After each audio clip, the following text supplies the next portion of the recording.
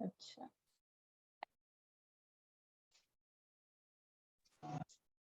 اچھا جی.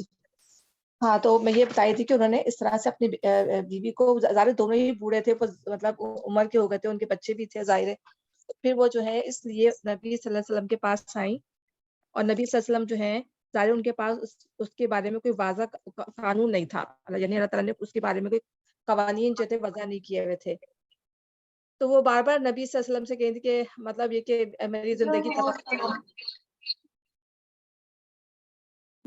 جو ہے وہ تباہ ہو جائے گی، اور آپ اس طرح کچھ کریں، اور مطلب کچھ کریں ہمارے لیے، مطلب نا کہ یہ تو بالکل ایسا معاملہ ہو جائے گا. آواز کیوں ڈسٹرب ہو رہی ہے؟ میرا خیال ہے شاید شاکرہ بھول گئی میوٹ کرنا، میں ان کو کال کر کے بولتی ہوں میرا. اچھا اچھا صحیح.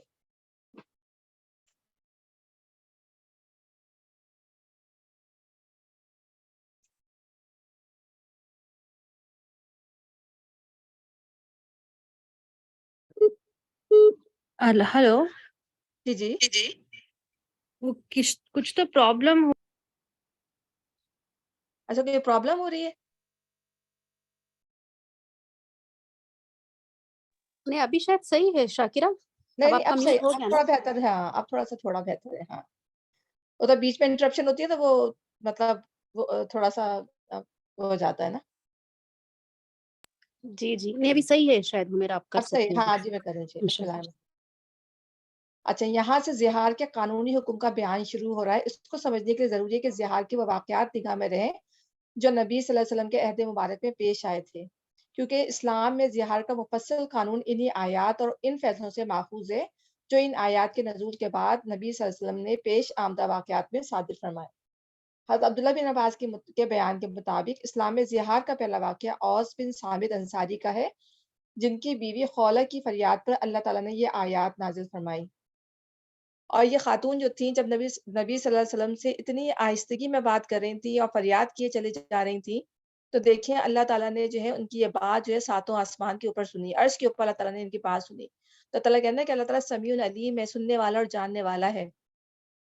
اور حضرت عائشہ فرماتی ہیں کہ میں بھی ادھر ہی تھی، لیکن مجھے نہیں پتا تھا کہ وہ کیا باتیں کر رہی ہیں، اسلام سے کس بات پہ اصرار کر رہی ہیں، کہ میں قریب ہوتے ہوئے، لیکن اللہ تعالیٰ نے دیکھیں وہاں سے عرش سے جو ہے ان کی آواز سن لی، اور اللہ تعالیٰ نے جو ہے وہ آیات نازل کر دی. اسی وقت پھر کیا ہوا کہ نبی صلی اللہ علیہ وسلم کہہ رہے تھے کہ مطلب نبی صلی اللہ علیہ وسلم نے اپنے طور پہ کہا کہ مجھے ابھی اس کے بارے میں کوئی مطلب آیا، میرے پاس کوئی میسج نہیں آیا ہے، یا میرے پاس کوئی اس طرح کی آیات نہیں ہے، تو میرا خیال ہے کہ تمہاری علیحدگی ہو جائے گی. اور اپنے طور پہ نبی صلی اللہ علیہ وسلم نے یہ اس طرح کی بات کی نا، تو اسی وقت ہی جو ہے پھر نبی صلی اللہ علیہ وسلم کے اوپر وحی کی آمد کا سلسلہ شروع ہو گیا. اور پھر یہ آیات کی کہ وہ جو ہے دیکھیں پورا ان خاتون کا جو ہے قصہ بتا دی کہ کس طرح جو ہے نبی صلی اللہ علیہ وسلم سے فریاد کیے چلی جا رہی تھی.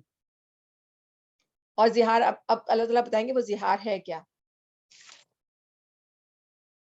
اللہ نے سن لی اس عورت کی بات جو اپنے شوہر کے معاملے میں تم سے تکرار کر رہی ہے اور اللہ سے فریاد کی جاتی ہے. اللہ تم دونوں کی گفتگو سن رہا ہے، وہ سب کچھ سننے اور دیکھنے والا ہے بے شک. اچھا ان کے بارے میں جو ہے کہ اسی وجہ سے جو ہے ظاہر اللہ تعالیٰ نے ان کے لیے آیات نازل کی قرآن سے، تو صحابہ کرام میں ان کو ایک خاص قدر و منزلت حاصل ہو گئی تھی. تو ایک مرتبہ حضرت عمر کچھ اصحاب کے ساتھ کہیں جا رہے تھے، راستے میں ایک عورت ملی اور اس نے ان کو روکا. آپ فوراً رک گئے، سر جھکا کر دیر تک اس کی بات سنتے رہے، اور جب تک اس نے بات ختم نہ کر لی آپ کھڑے رہے. ساتھیوں میں سے ایک صاحب نے عرض کیا امیر المومنین، آپ نے قریش کے سرداروں کو اس بڑھیا کے لیے اتنی دیر روکے رکھا؟ فرمایا جانتے بھی ہو یہ کون ہے؟ یہ خولہ بنت سالبہ ہیں، یہ وہ عورت ہیں جس کی شکایت 7 آسمانوں پر سنی گئی. اللہ کی قسم اگر یہ رات تک مجھے کھڑا رکھتی تو میں کھڑا رہتا، بس نمازوں کے اوقات پر اسے معذرت کر دیتا. کتنی بڑی بات. دیکھیں کہ ایک عورت مطلب کیا تھی وہ، مطلب ایک عام سی تو خاتون تھی نا، لیکن ان کی بات اتنی زیادہ ویسی تھی کہ اس زمانے میں کوئی قانون بھی اس لحاظ سے وضع نہیں ہوا تھا، اور ان کی بات بھی جائز تھی کہ اگر رشتہ ختم ہو گیا تو بچوں کا کیا ہوگا، میرا کیا ہوگا. تو اللہ تعالیٰ نے کتنی مطلب خوبصورتی سے جو ہے وہ آیات نازل فرما دی. تو اب اللہ تعالیٰ فرما رہے ہیں تم میں سے جو لوگ اپنی بیویوں سے زہار کرتے ہیں ان کی بیویاں ان کی مائیں نہیں ہیں. اور کتنی غلط بات تھی. دیکھیں اللہ تعالیٰ نے جو ہے جتنے بھی جاہلانہ جو تصورات تھے عرب کے اندر، اللہ تعالیٰ نے ان کو ایک ایک کر کے توڑا. جیسے منہ بولے جو بیٹے کی بیوی سے شادی نہیں کر سکتے تھے، لیکن اللہ تعالیٰ نے اس کا پابندی ختم کی. اور اسی طرح بہت سارے معاملات تھے جس کی وجہ سے اللہ تعالیٰ نے ایک ایک کر کے آیات نازل کی. زنا کے اوپر جو ہے اللہ تعالیٰ نے آیات نازل کی اور اس سے ریلیٹڈ حد بندیاں جتنی بھی تھیں، لعان کی قسمیں تھیں جو ہم پڑھتے چلے گئے ہیں، اور آپس میں جو تعلقات ہیں، خاندانی تعلقات ہیں، ان کے اوپر اللہ تعالیٰ نے آیات نازل کی. تو اللہ تعالیٰ بتاتے چلے جا رہے ہیں. اور جیسے جیسے لوگ وہ یہی کہتے ہیں نا، عرب کے لوگ یہی کہتے تھے کہ قرآن ایک وقت میں نازل کیوں نہیں ہو گیا. تو اللہ تعالیٰ نے یہ فرمایا کہ ہم تمہیں وقت اور حالات کے ساتھ سکھاتے چلے جا رہے تھے، اور جو بھی لوگوں نے سوال پوچھے پھر ہم نے اس کی اسی وقت تمہیں صحیح صحیح جواب دے دیے. تو یہیں پہ اللہ تعالیٰ دیکھیں کہ ان کو ضرورت پڑی اور اللہ تعالیٰ نے اسی وقت صحیح جواب دے دیا. تو تم میں سے جو لوگ اپنی بیویوں سے زہار کرتے ہیں، ان کی بیویاں ان کی مائیں نہیں ہیں. ان کی مائیں تو وہی ہیں جنہوں نے ان کو جنا ہے. یہ لوگ ایک سخت ناپسندیدہ اور جھوٹی بات کہتے ہیں، اور حقیقت یہ ہے کہ اللہ بڑا معاف کرنے والا اور درگزر فرمانے والا ہے. ظاہر ان لوگوں کو یہ پتہ ہی نہیں تھا، ابھی وہ جاہلیت میں تھے اور نہ کوئی حکم اس پر نازل ہوا تھا. تو اللہ تعالیٰ نے کہا کہ اللہ تعالیٰ اب تو غلطیاں ہو گئی ہیں، اب اس کے بعد جو غلطی کرے گا ظاہر ہے وہ اس کی پکڑ ہوگی، لیکن اب جو غلطی پہلے لوگ کرتے تھے اللہ تعالیٰ جو ہے اس کو معاف کرنے والا ہے. اور یہ اللہ کے نزدیک جو ہے بہت بڑا گنہ کا کام ہے کہ اپنی بیویوں کو جو ہے ماں کے برابر ٹھہرا دینا. جو لوگ اپنی بیویوں سے زہار کریں پھر اپنی اس بات سے رجوع کریں جو انہوں نے کہی تھی، یعنی کہ نادم ہو جائیں. تو ایک تو سب سے بڑی بات اللہ نے یہ کی کہ اس کو ہٹا کے جو ہے وہ والا معاملہ نہیں کیا جو طلاق کا ہوتا ہے کہ طلاق ہو جائے تو پھر زندگی دونوں میاں بیوی جو ہے علیحدہ ہو جاتے ہیں. لیکن اس میں جو ہے علیحدگی والا معاملہ نہیں تھا، لیکن کفارہ دینا پڑتا تھا. کفارہ بھی اللہ تعالیٰ نے سخت رکھا تاکہ آئندہ جو ہے کوئی انسان جو غلطی نہ کرے. تو قبل اس کے کہ دونوں ایک دوسرے کو ہاتھ لگائیں، ایک غلام آزاد کرنا ہوگا. اس سے تم کو نصیحت کی جاتی ہے، اور جو کچھ تم کرتے ہو اللہ اس سے باخبر ہے. تو سب سے پہلی چیز کیا کہ اگر مطلب اس طرح کی غلطی کر دی ہے اور غلطی سے منہ سے نکل گیا، غلطی ہو گئی، ظاہر ہے بعد میں بھی ہو سکتا تھا کہ غلطی ہو جائے، تو اللہ تعالیٰ نے کفارے کا بھی مطلب وہ بتا دیا کہ کفارہ کس طرح سے ادا کرنا ہے. تو ایک تو یہ کہ غلام آزاد کرنا ہے. اس سے تم کو نصیحت کی جاتی ہے، جو کچھ تم کرتے ہو اللہ اس سے باخبر ہے. اور جو شخص غلام نہ پائے وہ 2 مہینے کے پے در پہ روزے رکھے. تو یہ بھی کتنی بڑی بات ہے کہ پے در پہ 2 مہینے کے کنٹینیوسلی کنسیکیٹیولی 2 مہینے کے روزے رکھنے ہوں گے. اگر بیچ میں چھوٹ جائے پھر دوبارہ سے سٹارٹ کرنے ہوں گے پورے وہی روزے. تو یہ بہت سخت شرط ہے اگر دیکھا جائے. اور جو اس پر بھی قادر نہ ہو وہ 60 مسکینوں کو کھانا کھلائے. پھر تو جب یہ 3 شرطیں آئیں تو انہوں نے وہ زیادہ غریب تھے زیادہ ان کے پاس نہیں تھے، وہ بوڑھے بھی تھے، وہ 60 روزے رکھ نہیں سکتے تھے. تو انہوں نے کہا کہ ان تینوں میں سے تو ہم کوئی بھی کنڈیشن پوری نہیں کر سکتے، 60 مسکینوں کو بھی ہم کھانا نہیں کھلا سکتے. پھر نبی صلی اللہ علیہ وسلم نے ان کی طرف سے یہ 60 مسکینوں والی جو وہ تھی وہ پوری کی، اور پھر انہوں نے آپس میں رجوع کیا.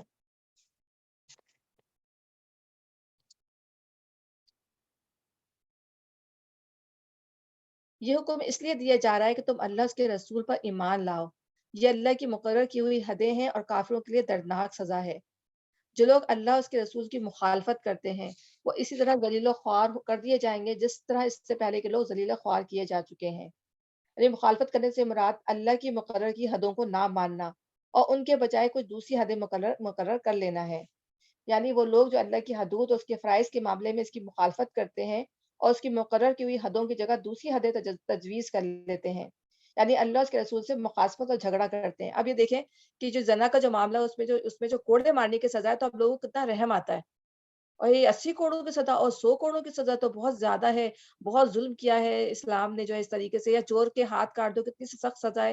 لیکن یہ سزائیں اس لیے رکھی گئیں کہ بعد میں جو ہے وہ معاشرہ جو ہے وہ لوگ ڈر جائیں اس چیز سے. سزا اتنی سخت ہے کہ لوگ جو ہے یہ کام کریں ہی نہیں. اور دیکھیں کہ وہ معاشرہ جو تھا وہ ان چیزوں میں بہت زیادہ انوالو تھا. وہاں پہ جو تھے مدینے کیا مکے اور مدینے میں جو ہے جھنڈے لگے ہوئے ہوتے تھے پروسٹیوشن کے، مطلب کوئی برائی کا کام تھا ہی نہیں. وہ جیسے ہم یہاں دیکھتے ہیں کہ یہاں بھی اس طرح کا کام کوئی برا نہیں سمجھا جاتا یہاں کے معاشرے میں، تو اسی طرح وہاں کے معاشرے میں یہ بالکل کھلا ہوا کرتا تھا انٹل کے صحابہ کرام کے گھر تک محفوظ نہیں تھے. تو جب اللہ تعالیٰ نے یہ سزائیں رکھی تو اس سے یہ ہوا کہ لوگ ایک ہاتھ کو ایک یا 2 لوگوں کو سزا ملے گی تو خود بخود معاشرہ جو ہے سدھر جائے گا. تو اس لیے ان چیزوں کی جو ہے سخت سزائیں رکھی گئی تاکہ آئندہ کسی لوگوں کو نصیحت ہو جائے اور آئندہ جو ہے لوگ یہ ایسے کام نہ کریں. تو پھر یہ ہے جب بھی تو معاشرہ نے جو مدینے کی جو ریاست بنی تھی، پھر ہم یہ دیکھتے ہیں کہ وہ ہر برائی سے پاک تھی. اس میں ہر طرح کی اخلاقیات جو تھی وہ صحیح طریقے سے جو ہونی چاہیے تھی وہ پیدا کر دی گئی تھی. تو یہاں پہ یہ کہ اگر وہ نہیں مانیں گے اللہ تعالیٰ نے جو حدیں جاری کر دی ہیں تو خوار کیے جائیں گے جس طرح ان سے پہلے کے لوگ ذلیل و خوار کیے جا چکے ہیں. ہم نے صاف صاف آیات نازل کر دی ہیں اور کافروں کے لیے ذلت کا عذاب ہے. اس دن ذلت کا عذاب ہونا ہے پھر جب اللہ ان سب کو پھر زندہ کر کے اٹھائے گا اور انہیں بتا دے گا کہ وہ کیا کچھ کر کے آئے ہیں. وہ भूल गए हैं मगर अल्लाह ने इनका सब किया धरा गिन गिन कर महफूज करके रखा हुआ है। यानी इनके भूल जाने से मामला मतलब हट नहीं गया है। उनके लिए अल्लाह की नाफरमानी उसके अहकाम की खिलाफवर्जी ऐसी मामूली चीज हो सकती है कि उसका इर्तिकाब करके इसे याद तक न रखें। यानी वो गलतियां करते चले जाएं, उनको पता ही ना हो कि हम कितनी गलतियां कर चुके हैं। लेकिन अल्लाह ताला जो है ना भूलता है ना चूकता है। अल्लाह ताला तो हर चीज को रिकॉर्ड कर रहे हैं। उनके अल्लाह ताला के फरिश्ते जो है वो रिकॉर्ड जो है कर रहे हैं। और फिर ये कि वो उसके अलावा भी जो हमारे जिस्म पर, जमीन पर, हर जगह जहाँ पे भी हमारी डीलिंग हो रही है किसी ना किसी तरीके से, वो हर चीज रिकॉर्ड हो रही है। तो उस दिन जो है ना सिर्फ रिकॉर्ड रखे जाएंगे बल्कि इंसान के अपने अज़ा भी जो है वो गवाही देंगे। तो अल्लाह ताला यहीं पे ये बता रहे हैं कि हमने गिन गिन कर महफूज कर रखा है और अल्लाह एक एक चीज पर शाहिद है और सबसे बड़ा अल्लाह ताला गवाह है उन चीजों पर। क्या तुमको खबर नहीं कि ज़मीनों आसमानों की हर चीज़ का इल्म अल्लाह ताला को है? कभी ऐसा नहीं होता कि 3 आदमियों में कोई सरगोशी हो और उनके दरमियान चौथा अल्लाह ना हो, या 5 आदमियों में सरगोशी हो, उनके अंदर छठा अल्लाह ना हो। खुफिया बात करने वाले ख्वाह इससे कम हो या ज़्यादा, जहाँ कहीं भी वो हों, अल्लाह इनके साथ होता है। यानी ये मायत दर हकीकत अल्लाह जल्ल शान के अलीम खबीर और समीउम बसीर और कादिर मुतलक होने के लिहाज से है, न कि माज़अल्लाह इस माने में कि अल्लाह कोई शख्स है जो 5 अशख़ास के दरमियान एक छठे शख्स की हैसियत से किसी जगह छुपा बैठा है। दरअसल इस इरशाद से लोगों को यह एहसास दिलाना मकसूद है कि ख्वाह वो कैसे ही महफूज मकामात पर खुफिया मशवरा कर रहे हों, इनकी बात दुनिया भर से छुप सकती है मगर अल्लाह से नहीं छुप सकती। और वो दुनिया की हर ताकत की गिरफ्त से बच सकते हैं मगर अल्लाह की गिरफ्त से नहीं बच सकते। और यहाँ पर बताने का मकसद ये है कि जो अल्लाह से जुड़ने वाले कहाँ लिखा था? सदफ अपना म्यूट कर लें। तो यहाँ अल्लाह ताला ने यूँ क्यों इस तरह की बात की है कि इंसान जो है, जो एक अल्लाह पर जो यकीन रखने वाला है और वो जिसको अल्लाह की सिफ़ात के बारे में मुकम्मल आगाही है कि अल्लाह ताला सुनने वाला है और अल्लाह ताला हर जगह मौजूद है और कोई भी चीज़ जो है अल्लाह से छुपी भी नहीं है, तो फिर वो आपस में सरगोशी करते हुए, बात करते हुए जो है फिर वो इस बात का ज़रूर लिहाज़ करेगा कि हम जो है बात करें भी, सरगोशी वगैरह करनी भी है, मना नहीं किया गया, लेकिन फिर भलाई की बात करनी है। पीछे भी हम पढ़ चुके हैं ना कि कोई अगर इल्ज़ा ये कि तुम कोई किसी की इस्लाह के लिए, कोई सदका खैरात के लिए जो है कोई बात करो, तो फिर भी सही है, लेकिन कोई गलत बात ना करो किसी के लिए। अगर कोई दूसरा बंदा बैठा हुआ है तो उसके सामने तो ख़ास तौर पे इस तरह की बात करनी ही नहीं चाहिए कि खाना-पूसी जो है अल्लाह ताला ने खुद फरमाया कि शैतानी काम है। कि ताकि मोमिनों के दिल दुखें, या दूसरा फ़र्ज़ करें मोमिन भी वो तो अल्लाह ने कुरान में लिखा है और दूसरे के कोई और थर्ड पर्सन भी अगर बैठा है, तो उसको भी क्या समझ में आए ना कि क्या बात हो रही है, हमारे खिलाफ बोला जा रहा है। यार ये 2 बंदे जो है तीसरे बंदे के सामने अगर इस तरह बात करेंगे तो गलत बात होगी। वैसे भी ये एटिकेट के खिलाफ है अगर देखें तो हम। अगर हम भी खुद उस जगह पे मौजूद हों, कोई 2 बंदे इस तरह बात कर रहे हो तो हम भी फ़ील करेंगे कि देखो कैसे मतलब ये कर रहे हैं, और हम फ़ील करेंगे कि शायद हमारे ही खिलाफ कोई बात ना कर रहे हों। तो जहाँ कहीं भी वो हों, अल्लाह इनके साथ होता है, फिर क़यामत के रोज़ उनको बता देगा कि उन्होंने क्या कुछ किया। अल्लाह हर चीज़ का इल्म रखता है। क्या तुमने देखा नहीं, उन लोगों को जिन्हें सरगोशियाँ करने से मना कर दिया गया था, फिर भी वो वही हरकत किए जाते हैं जिससे इन्हें मना किया गया था। ये लोग छुप-छुप कर आपस में गुनाह और ज़्यादती या रसूल की नाफ़रमानी की बातें करते हैं। ठीक है? ये तो बात जो थी नबी सल्लल्लाहु अलैहि वसल्लम के ज़माने में थी। आज भी जो है ज़ाहिर-सी बात है, मुस्लिम माशरे के अंदर भी ये चीज़ आम है कि बस बैठे में किसी के कान में कोई बात कह दी कि 10 लोग बैठे हुए हैं लेकिन एहसास नहीं करते, यानी मजलिस के एटिकेट बताए जा रहे हैं कि मजलिस में खास तौर पे ये मजलिस में बैठने के आदाब हैं कि जब हम मजलिस में बैठे हों तो खास तौर पे हमें जो है वो एहतियात करनी चाहिए कि इस तरह की बात ना करें। हाँ, कोई ऐसी बात करनी है, किसी को नेकी की तलकीन करनी है या कोई सदके खैरात की बात करनी है, वो अलग बात है, वो आप कर सकते हैं। लेकिन अगर किसी थर्ड पर्सन की बुराई करना है या कोई गलत बात कहनी है, तो फिर वो तो ज़ाहिर-सी बात है अल्लाह ताला देख रहा है और शैतान तो बीच में बैठा हुआ ही है, बहकाने के लिए। और एक और बात ये है कि जब हम जैसे मैं स्कूल में जाती हूँ समटाइम्स, तो ये होता है कि ना अब हम 2 जैसे हम लोग मिलके बैठ गए और तीसरी जो है वो उसको उर्दू आती ही नहीं है, और हम 2 को उर्दू आती है, 2 टीचर्स को हम उर्दू आती है, हम उर्दू में बातें करें और जो हमारे सामने बैठी है उसको इंग्लिश उर्दू आती नहीं है, तो वो क्या समझ रही होगी कि हम उसके मुतालिक कोई बात तो नहीं कर रहे।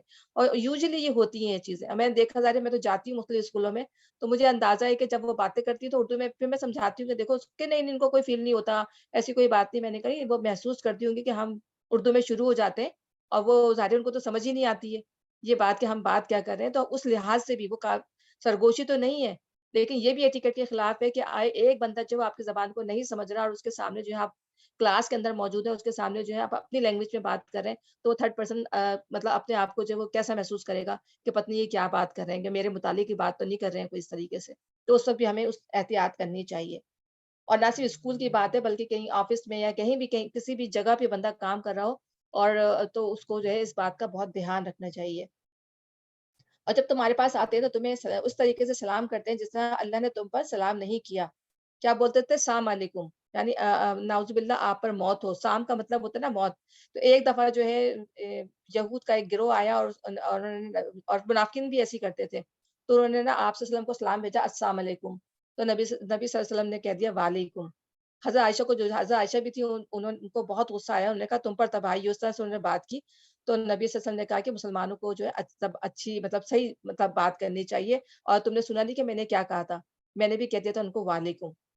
کہ ظاہر جو جس طرح انہوں نے جواب دیا سلام کیا، انہوں نے نبی صلی اللہ علیہ وسلم نے بھی اس طرح ان کو جواب دے دیا. کہ ظاہر اگر غلط بات کی ہے تو غلطی پہنچے گی، ظاہر سی بات ہے.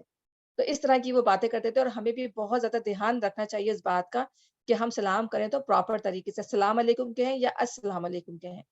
ٹھیک ہے. اور جلدی جلدی میں بچوں کی بھی عادت ہوتی ہے کہ وہ بھی جلدی جلدی میں جب سلام کرتے ہیں السلام علیکم السلام علیکم، تو معنوں کا پتہ ہی نہیں ہوتا. لیکن یہ کہ غلط معنی ہوتے ہیں اور پھر غلط چیز پہنچ رہی ہوتی ہے. تو سلام کرنے کا صحیح طریقہ جو ہے وہ بچوں کو بھی سکھانا چاہیے اور ہمیں خود بھی سیکھنا چاہیے. وہ اپنے دلوں میں کہتے ہیں کہ ہماری ان باتوں پر اللہ میں عذاب کیوں نہیں دیتا. کتنے مطلب ضدی اور کتنے ہڈرم اور کتنے تکبر میں آپ یہ دیکھیں کہ بات غلط بھی کر رہے ہیں اور پھر بھی کہتے ہیں کہ اللہ ہمیں سزا کیوں نہیں دیتا. اس کا مطلب ہے ہم صحیح کر رہے ہیں. نہیں، شیطان نے جو ہے ان کے اعمال ان کو خوشنما کر کے دکھا دیے کہ جو کچھ غلط بھی کر رہے ہیں تو وہ یہ سمجھتے ہیں کہ ہاں یہ سب صحیح ہے. مطلب یہودیوں کا تو یہی تھا نا کہ وہ یہ کہتے تھے کہ مسلمانوں کو یا دوسرے ہم چاہیے ہیں نا اللہ کے، تو ہم کسی کو کچھ بھی کہیں تو ہم پہ جو ہے کوئی آنچ نہیں آئے گی، ہمیں کچھ نہیں کہا جائے گا. تو چاہے ہم ان کے جو ہے وہ یہ بھی ہوتا تھا نا کہ اگر ان کا کوئی جانور مل گیا تو پکڑ لیتے تھے، اس کو ذبح کر لیتے تھے. تو کہتے تھے کہ ہم پہ کوئی پوچھ نہیں ہے. مطلب غیر امی جو غیر یہودیوں کے معاملے میں جو ہے ہم سے کوئی پوچھ نہیں ہے. اور معاملہ یہودیوں کی کوئی چیز رہ جاتی ہے تو پوچھتے تھے کہ یہ یہودیوں کی تو نہیں ہے. اور لیکن اگر کسی غیر یہودی کی ہوتی تو وہ یوز کر لیتے تھے، استعمال کر لیتے تھے. کہتے تھے کہ ہمیں غیر یہودیوں کے اوپر ہمارے پر کوئی مواخذہ نہیں ہوگا. تو یہ ان کے اپنے بنائے ہوئے جو تھے وہ رول تھے. اسی پہ اللہ تعالیٰ اسی پہ ان کو یہی کہتا تھا کہ اگر ہم غلط کر رہے ہیں تو ہم پہ عذاب کیوں نہیں آتا. تو اللہ تعالیٰ کہہ رہا ہے کہ ان کے لیے جہنم بھی کافی ہے، اسی کا وہ ایندھن بنیں گے اور بڑا ہی برا انجام ہے ان کا. اے لوگوں جو ایمان لائے ہو، جب تم آپس میں پوشیدہ بات کرو تو گناہ اور زیادتی اور رسول کی نافرمانی کی باتیں نہیں بلکہ نیکی اور تقوی کی باتیں کرو. اور اس اللہ سے ڈرتے رہو جس کی حضور تمہیں حشر میں پیش ہونا ہے. تو پھر اللہ تعالیٰ یہاں پہ لوگوں کو ایٹیکیٹ سکھا رہے ہیں کہ کس طرح سے اگر بات کرنی بھی ہے، بہت ضروری ہے اگر بات کرنا، تو پھر اس میں وہ بات کرنی چاہیے جو حق مطلب حق بات کہنی چاہیے، غلط بات نہیں کہنی چاہیے. اور نیکی تقوی کی باتیں کرو اور اس اللہ سے ڈرتے رہو جس کی حضور تمہیں حشر میں پیش ہونا ہے. کانا پھوسی تو ایک شیطانی کام ہے اور وہ اس لیے کی جاتی ہے کہ ایمان لانے والے لوگ اس سے رنجیدہ ہوں. حالانکہ بے اذن خدا وہ انہیں کچھ بھی نقصان نہیں پہنچا سکتی. اور مومنوں کو اللہ ہی پہ بھروسہ رکھنا چاہیے. یہ بات اس لیے فرمائی گئی ہے کہ اگر کسی مسلمان کو کچھ لوگوں کی سرگوشیاں دیکھ کر یہ شبہ بھی ہو جائے کہ وہ اسی کے خلاف کی جا رہی ہیں، تب بھی اسے اتنا رنجیدہ نہیں ہونا چاہیے کہ محض شبہ ہی شبہ میں کوئی جوابی کارروائی کرنے کی فکر میں پڑ جائے یا اپنے دل میں اس پر کوئی غم یا کینہ یا غیر معمولی پریشانی جو ہے وہ پرورش پانے لگے.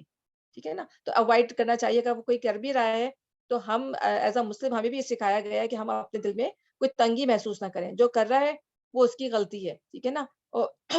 تو وہ اپنی غلطی کو خود ہی خمیازہ بھگتیں گے. لیکن یہ کہ ہمیں اپنے طرز عمل جو ہے وہ صحیح رکھنا ہے. تو یہاں بتایا جا رہا ہے اے لوگوں جو ایمان لائے، جو تم سے کہا جائے کہ اپنے مجلسوں میں کشادگی پیدا کرو تو جگہ کشادہ کر دیا کرو، اللہ تمہیں کشادگی بخشے گا. اور جب تم سے کہا جائے کہ اٹھ جاؤ تو اٹھ جایا کرو. تو کچھ یعنی کہ اس زمانے میں بھی نبی صلی اللہ علیہ وسلم کے زمانے میں بھی سارے جو بعض لوگ جو تھے وہ پیچھے بیٹھ رہتے تھے، آگے نہیں بڑھتے. ہم لوگ بھی یہ غلطی کر جاتے ہیں کہ جیسے جیسے لوگ پیچھے آتے رہیں، آگے والے لوگوں کو بڑھ کے آگے جگہ کر دینی چاہیے. اور آگے بالکل درسوں میں جب ہم بیٹھتے ہیں یا نماز میں یا صفحے جب ہم بنا رہے ہوتے ہیں مسجدوں کے اندر، تو بعض صفحے جو ہے خالی پڑی ہوئی ہوتی ہیں، لوگ پیچھے نماز پڑھ رہے ہوتے ہیں. تو پہلے یہ بھی حکم ہے کہ پہلے آگے اگلی صف کو پورا کیا جائے، اس کے بعد پھر پچھلی صف کو پورا کیا جائے. تو نبی صلی اللہ علیہ وسلم نے بھی کہا تھا نا کہ میں تم لوگ کی ایسی صفحے نہیں دیکھا جیسے فرشتے بناتے ہیں کہ پہلے وہ ایک کمپلیٹ کرتے ہیں، اس کے بعد دوسری، پھر تیسری. تو مسلمانوں کو بھی یہ سکھایا گیا ہے کہ جس طرح سے بالکل طریقے کے ساتھ اپنی پہلے صف مکمل کرو. اور اسی طرح جب مجلس میں آؤ تو اسی طرح پہلے جو پہلے آ گئے ہیں وہ آگے ہو جائیں، اس کے بعد آنے والوں کو جگہ دیتے رہیں اور جگہ بنائیں بھی ان کے لیے. اگر جگہ نہیں بھی بن رہی تو بھی جگہ بنائیں تاکہ اللہ تعالیٰ کہہ رہا ہے کہ خود کشادگی پیدا کر دے گا. اگر آپ اپنے دل میں کشادگی پیدا کریں گے۔ اور دوسری بات یہ کہ جب وہ زمانے میں نبی صلی اللہ علیہ وسلم کے پاس جو تھے وہ لوگ بیٹھتے تھے مجلسوں میں، تو وہ بیٹھے ہی رہتے تھے، بعض لوگ تو اٹھنے کا نام ہی نہیں لیتے تھے۔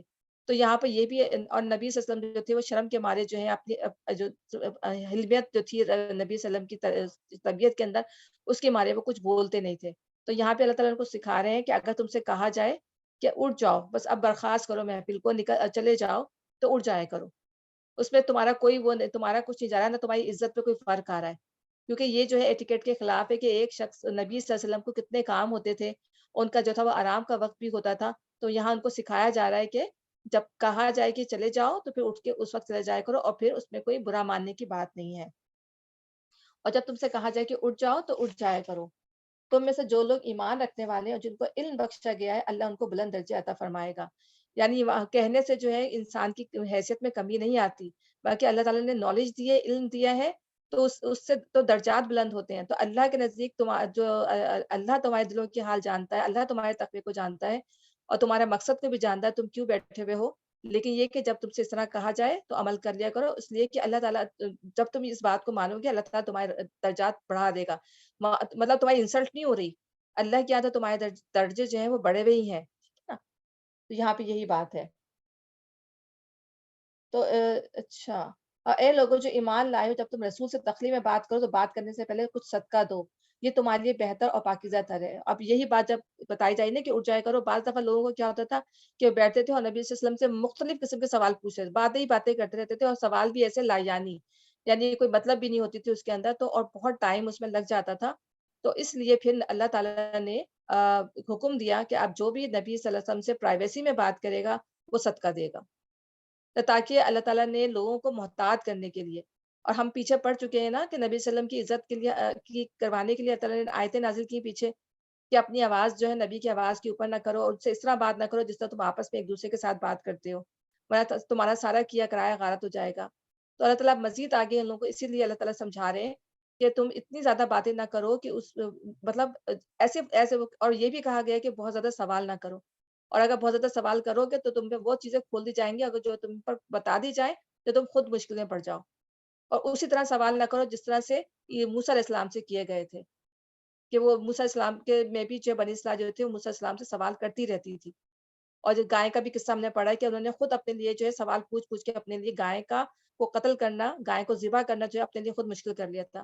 بلکہ اللہ نے جب ان کو پہلا حکم دیا تھا کہ گائے کو ذبح کر لو، تو وہ جا کے اسی وقت ذبح کر لیتے، تو ان کو اتنی پریشانی نہیں اٹھانی پڑتی۔ لیکن وہ پھر آتے، وہ پھر سوال کرتے، کیونکہ ان کے دل میں جو تھا وہ بچڑا بسا ہوا تھا، اس کو ذبح ہی نہیں کرنا چاہتے تھے وہ۔ تو آتے کا پوچھتے کا، اور پھر ظاہر ہے ان کو کتنی پریشانی اٹھانی پڑی اس کے بعد، تب کہیں جا کے جو ہے وہ ان کو وہ گائے ملی ہے، پھر جا کے انہوں نے اس کو ذبح کیا ہے۔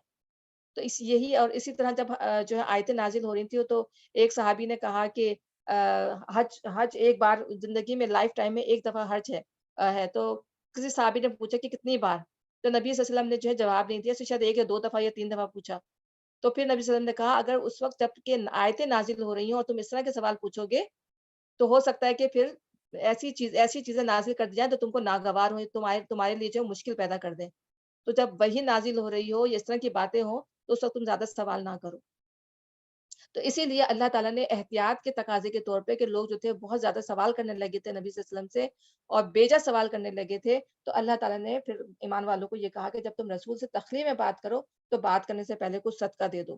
ظاہر ہے اس زمانے میں تو لوگوں کے پاس کچھ پیسہ بھی نہیں تھا، اب انہوں نے کہا کہ بات کرنے پہ بھی صدقہ دینا پڑے گا، تو لوگوں نے جو ہے وہ احتیاط کرنا شروع کر دی اور ڈر گئے کہ اب صدقہ دیں گے تو بات کیسے کریں گے نبی صلی اللہ علیہ وسلم سے۔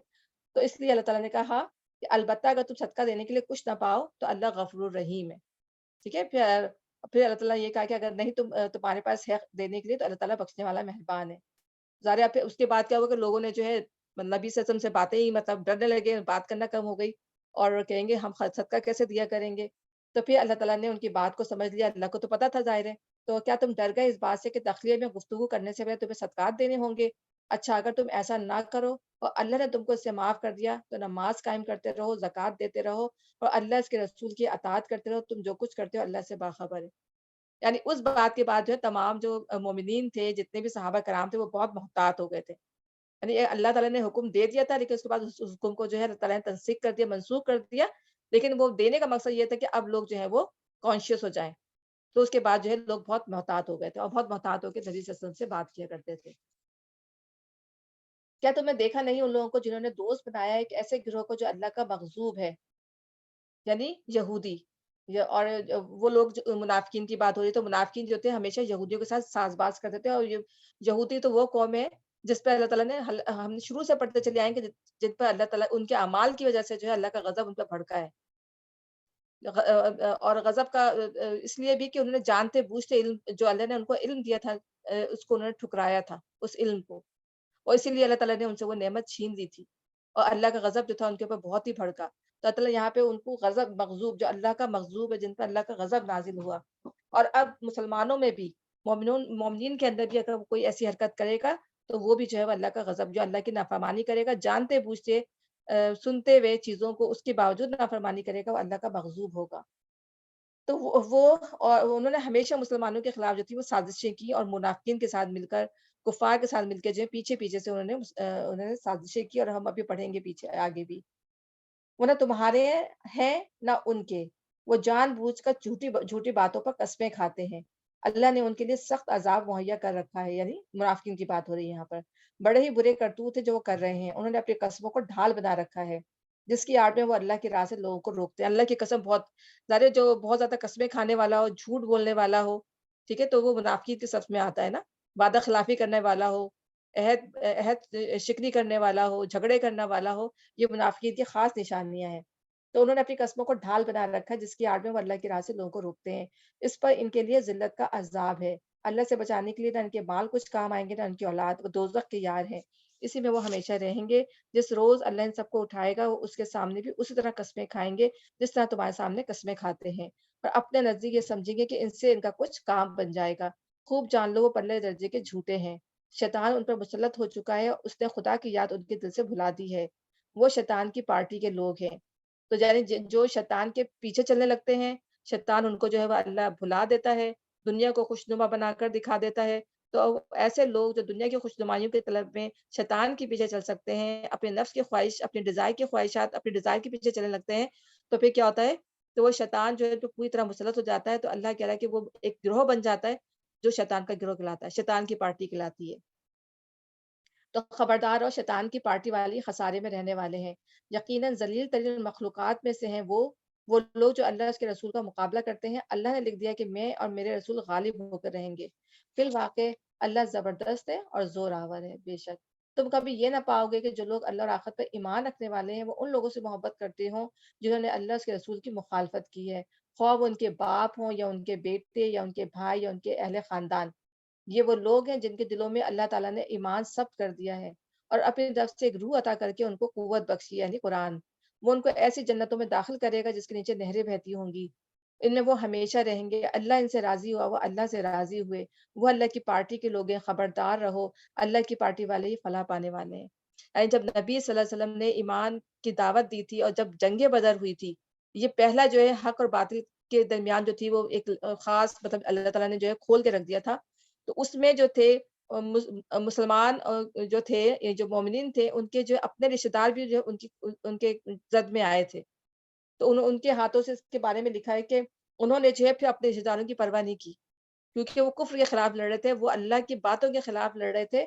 تو اس میں جو ہے حضرت ابو عبیدہ جو ہے وہ عشر مبشرہ میں سے ہیں، ٹھیک ہے نا. تو اپنے باپ عبداللہ بن جراح کو قتل کیا کہ وہ ان کے اگینسٹ آ گیا تھا. اور جب جنگ بدر میں ان کے اگینسٹ آ گیا تھا تو ان کے تلوار کی زد میں آیا تو انہوں نے اللہ کی بات کو ترجیح دی کیونکہ وہ جہاد کر رہے تھے. تو انہوں نے اپنے باپ کو جرح کو قتل کیا. حضرت مصعب بن عمیر نے اپنے بھائی عبید بن عمیر کو قتل کیا. حضرت عمر نے اپنے ماموں عاص بن ہشام بن مغیر کو قتل کیا. حضرت ابو بکر اپنے بیٹے عبد الرحمن سے لڑنے کے لیے تیار ہو گئے. میرے خیال سے پھر وہ شاید ایمان لے آئے تھے، پتہ نہیں کیا معاملہ، وہ مجھے یاد نہیں ہے.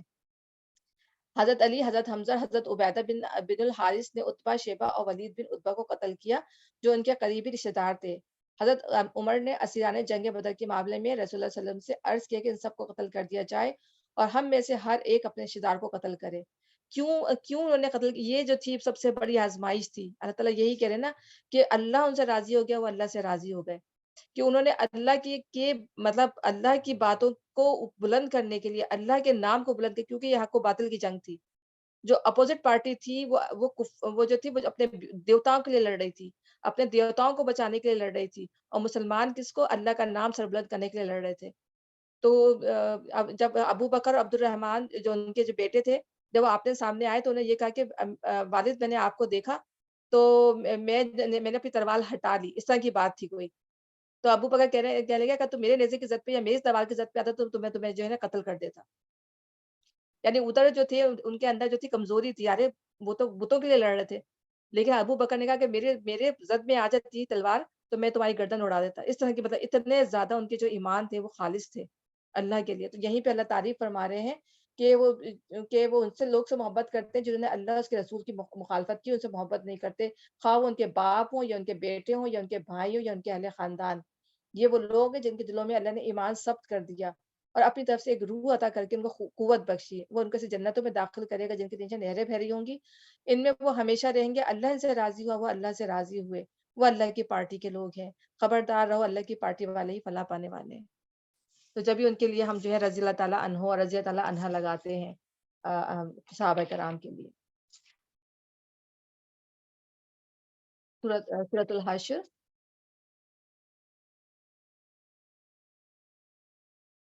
بسم اللہ الرحمن الرحیم۔ سبح للہ ما فی السماوات و ما فی الارض وهو العزیز الحکیم۔ یعنی اللہ تعالیٰ ہی کی تعریف کی ہے جو زمین میں ہے اور جو آسمانوں میں ہے۔ یا اللہ ہی کی تسبیح ہر اس چیز نے جو آسمانوں اور زمین میں ہے۔ تسبیح کیا ہوتی ہے؟ یعنی کہ کسی کی برائی کو رد کر دینا، کسی کی خرابی کو یا نقص کو دور کر دینا۔ تو جب ہم لوگ جو ہے ہم اللہ کی تسبیح کرتے ہیں تو ہم اللہ تعالیٰ کی تعریف کرتے ہیں، اس کو ہر خرابی سے اس سے مبرہ کہتے ہیں کہ اللہ تعالیٰ تیری ہی تعریف ہے اور تیرے اندر کوئی بھی کسی قسم کا کوئی عیب اور کسی قسم کے کوئی نقص نہیں ہے۔ تو کامل ہے، تیری ذات کامل ہے، تیری صفات جو ہے وہ کامل ہے، اس کو ہم تسبیح کہتے ہیں۔ اللہ کی پاکی بیان کرنا، اللہ تعالیٰ کو ہر نقص سے پاک قرار دینا۔ اللہ ہی کی تسبیح کی ہے ہر اس چیز نے جو آسمانوں اور زمین میں۔ اور اب یہ دیکھیں کہ اللہ تعالیٰ اللہ کی جتنی بھی مخلوق ہے ان میں کتنا زیادہ شعور ہے۔ اللہ کچھ بھی شعور ان میں نہ ہو کہ جتنا شعور جو ہے وہ انسانوں کو دیا گیا وہ اتنا شعور تو ان میں نہیں ہے، لیکن ان میں یہ شعور اللہ تعالیٰ نے رکھ دیا ہے کہ انہیں اللہ کی پہچان ہے اور وہ اس کی تسبیح کرتے رہتے ہیں۔ کتنی بڑی بات ہے، یعنی جو فطرت کا تقاضا ہے جو انسان کے اندر اللہ تعالیٰ نے شروع سے پیدا کیا ہوا تھا لیکن اس کو سمجھتا نہیں انسان۔ ہم تو نارمل ڈیز میں بھی ہمارے منہ سے جو ہے اللہ تعالیٰ کی تسبیح کمی نکلتی ہے، کبھی یاد آ گیا تو کر لی، کبھی بھول گئے، اس طریقے سے۔ لیکن جو ہے جو جتنی بھی مخلوقات ہیں انسان کے علاوہ وہ ہر وقت ہر آن میں جو ہے وہ اللہ کی تسبیح کرتے رہتے ہیں اور چوکتے نہیں ہیں۔ اور فرشتے تو پیدا ہی اللہ تعالیٰ کہہ رہے ہیں کہ ہم نے ان جنوں انسانوں کو اور فرشتوں کو اپنی ورشپ کے لیے پیدا کیا ہے، اور فرشتوں کو تو ٹوٹلی ورشپ کے لیے پیدا کیا، اور آسمان میں کوئی جگہ ایسی نہیں ہوتی خالی جہاں فرشتے جو سجدہ ریز نہ ہو، اللہ کی تسبیح نہ کر رہے ہوں۔ اور اس طرح جب انسان کو اللہ تعالیٰ نے جب پیدا کیا تھا آدم علیہ السلام کو، تو انہوں نے کیا کہا تھا کہ آپ ایک ایسا انسان بنانے والے ہیں جو زمین میں فساد برپا کرے گا، خون بہائے گا، اور آپ کی تسبیح اور تحمید اور تقدیس تو ہم کر ہی رہے ہیں۔ تو اللہ تعالیٰ نے کہا کہ میں جانتا ہوں تم نہیں جانتے، ٹھیک ہے؟ تو اللہ تعالیٰ کہے گا کہ ایسے انسان بھی ہوں گے جو میری بہت بہت زیادہ تسبیح بیان کریں گے، میرے لیے جو ہے وہ اپنی جانیں لڑانے والے ہوں گے۔ پھر یہی چیز ان کو نہیں پتہ تھی فرشتوں کو، پھر اللہ تعالیٰ نے ان کو بتائی تھی بعد میں، جب آدم علیہ السلام کو تمام دنیا میں جتنے بھی لوگ آنے والے تھے، جیسے خراب لوگ بھی اور جو اچھے لوگ بھی، تو اللہ نے ان کو دکھایا، تب ان کو سمجھ میں آئی کہ کیا معاملات ہوں گے آگے جا کے، زمین کی اصلاح جو ہے وہ کس طریقے سے ہوگی۔ تو سبح للہ ما فی السماوات و ما فی الارض وهو العزیز الحکیم۔ وہی غالب ہے، وہی حکیم ہے، وہی ہے جس نے اہل کتاب کافروں کو پہلے ہی حملے میں ان کے گھروں سے باہر نکال کیا۔ تمہیں ہرگز یہ گمان نہ تھا کہ وہ نکل جائیں گے، اور وہ بھی یہ سمجھے بیٹھے تھے کہ ان کی گڑیاں انہیں اللہ سے بچا لیں گی، مگر اللہ ایسے رخ سے ان پر آیا جدھر ان کا خیال بھی نہیں گیا تھا۔ اچھا، اس ارشاد کو سمجھنے کے لیے یہ بات نگاہ میں رہنی چاہیے کہ بنی نذیر جو تھے یہ بھی یہودیوں کا، کیونکہ مدینے میں جو تھی وہ یہودیوں کی بہت زیادہ بستیاں تھیں، اور یہودیوں میں جو تھے وہ بنی خزرج بھی تھے، شاید بنی اوس بھی تھے، بنی قریظہ بھی تھے، تو یہ بنی نذیر تھے۔ تو یہ صدیوں سے یہاں جمے ہوئے تھے، مدینے کے باہر ان کی پوری آبادی جگ جاتی جس میں ان کے اپنے قبیلے کے سوا کوئی دوسرا عنصر موجود نہ تھا۔ انہوں نے پوری بستی کو قلعہ بند کر رکھا تھا، اور ان کے مکانات بھی گڑیوں کی شکل میں بنے ہوئے تھے، یعنی کہ فورٹریس جو ہوتے ہیں نا، جو بڑے بڑے جو قلعے بنے ہوئے ہوتے ہیں، تو وہ فورٹریس ٹائپ کے بنائے ہوئے تھے انہوں نے، جس طرح عموماً قبائلی علاقوں میں جہاں ہر طرف بدامنی پھیلی ہوئی ہو بنائے جاتے ہیں۔ پھر ان کی تعداد بھی اس وقت کے مسلمانوں سے کچھ کم نہ تھی، اور خود مدینے کے اندر بھی بہت سے منافقین ان کی پشت پر تھے۔ اس لیے مسلمانوں کو ہرگز یہ توقع نہیں تھی کہ یہ لوگ لڑے بغیر سے معاشرے سے ہی بدحواس ہو کر یوں اپنی جگہ چھوڑ دیں گے۔ اچھا، اب یہاں پر یہ کہ بنی نذیر کے اخراج کے معاملے میں کوئی ذہنی الجھن پیدا نہ ہو، نبی صلی اللہ علیہ وسلم سے بنی نذیر کا باقاعدہ تحریری معاہدہ تھا۔ اس معاہدے کو انہوں نے رد نہیں کیا تھا کہ معاہدہ ختم ہو جاتا، لیکن جس وجہ سے ان پر چڑھائی کی گئی وہ یہ تھی کہ انہوں نے بہت سی چھوٹی بڑی خلاف ورزیاں کرنے کے بعد آخرکار ایک صریح فعل ایسا کیا جو نقض عہد کا اہم معنی تھا۔ وہ یہ کہ انہوں نے دوسرے فریق معاہدہ یعنی مدینے کی اسلامی ریاست کے صدر کو قتل کرنے کی سازش کی تھی، نبی صلی اللہ علیہ وسلم کو، اور وہ کچھ اس طرح کھل گئی تھی کہ جب ان کو نقض معاہدہ کا الزام دیا گیا تو وہ اس کا انکار نہ کر سکے۔ اس کے بعد رسول اللہ صلی اللہ علیہ وسلم نے ان کو 10 دن کا نوٹس دے دیا کہ اس مدت میں مدینہ چھوڑ کر نکل جاؤ۔ یعنی کوئی ایسا معاملہ ہوا تھا وہاں پہ کہ غلطی سے مسلمانوں سے جو ہے وہ یہودیوں کا قتل ہو گیا تھا، مطلب مسٹیک، تو نبی صلی اللہ علیہ وسلم کو نے ان کو سمجھانے کے لیے، خون بہا دینے کے لیے ان کے پاس پہنچے، یہودیوں کے انہی بنی نذیر کے پاس۔ تو انہوں نے کہا کہ اب نبی ہمارے پاس آ رہے ہیں، تو انہوں نے سازش کی کہ اب ہم جو ہے جب وہ نیچے آئے نا، جیسے دیوار گھر میں داخل ہونے لگے تو اوپر سے ایک بڑا سا راک ان کے اوپر گرا دیا جائے تاکہ ان کا کام ہی تمام ہو جائے، نعوذ باللہ۔ تو جب نبی صلی اللہ علیہ وسلم آپ پہنچے،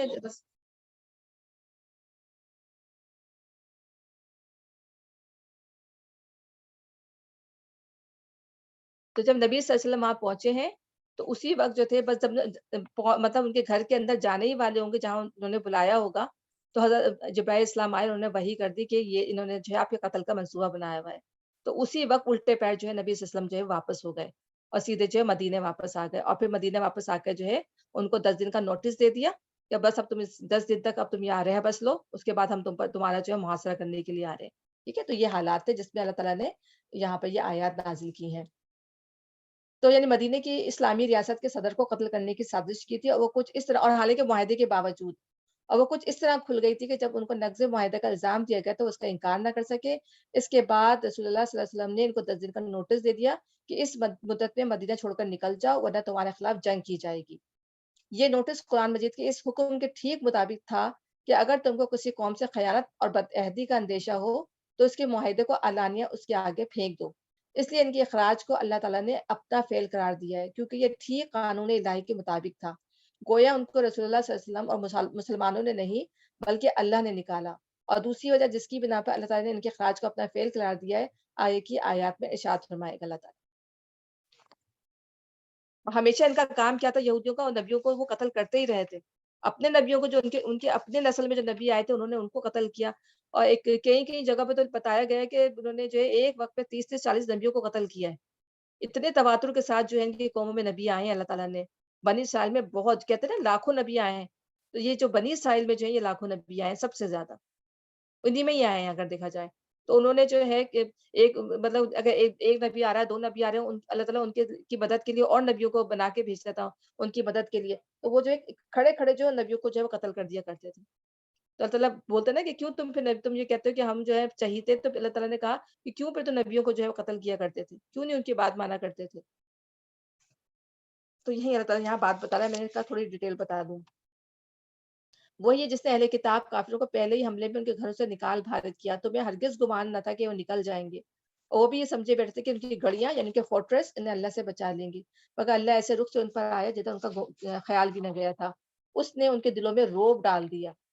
نتیجہ یہ ہوا کہ وہ خود اپنے ہاتھوں سے بھی اپنے گھروں کو برباد کر رہے تھے اور مومنوں کے ہاتھوں بھی برباد کروا رہے تھے۔ بس عبرت حاصل کرو اے دیدہ بینے رکھنے والوں، یعنی تباہی دونوں طرح سے ہوئی۔ باہر سے مسلمانوں نے محاصرہ کر کے ان کی قلعہ بندیوں کو توڑنا شروع کیا، اور اندر سے خود انہوں نے پہلے تو مسلمانوں کا راستہ روکنے کے لیے جگہ جگہ پتھروں اور لکڑیوں کی رکاوٹیں کھڑی کی، اور اس غرض کے لیے اپنے گھروں کو توڑ توڑ کر ملبہ جمع کیا۔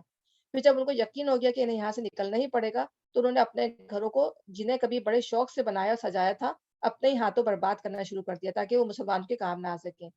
اس کے بعد جب رسول اللہ صلی اللہ علیہ وسلم سے انہوں نے اس شرط پہ صلح کی کہ ہماری جانیں بخش دی جائیں اور ہمیں اجازت دی جائے کہ ہتھیاروں کے سوا جو کچھ بھی ہم یہاں سے اٹھا کر لے جا سکتے ہیں لے جائیں، تو چلتے ہوئے اپنے دروازے اور اپنی کھڑکیاں اور کھوٹیاں تک اکھاڑ کر لے گئے، حتیٰ کہ بعض لوگوں نے شہید تر لکڑی کی چھتیں تک اپنے اونٹوں پر لاد لی۔ ٹھیک ہے، تو اللہ تعالیٰ کہہ رہے ہیں کہ اس میں عبرت حاصل کرو اے عبرت اے دیدہ بینے رکھنے والوں، تو وہ عبرت کی باتیں کیا تھی؟ یعنی اس واقعے میں عبرت کے کئی پہلو ہیں۔ یہ یہودی آخر پچھلے انبیاء کی امت ہی تو تھے، خدا کو مانتے تھے، کتاب کو مانتے تھے، پچھلے انبیاء کو مانتے تھے، آخرت کو مانتے تھے، اس لحاظ سے وہ دراصل سابق مسلمان تھے۔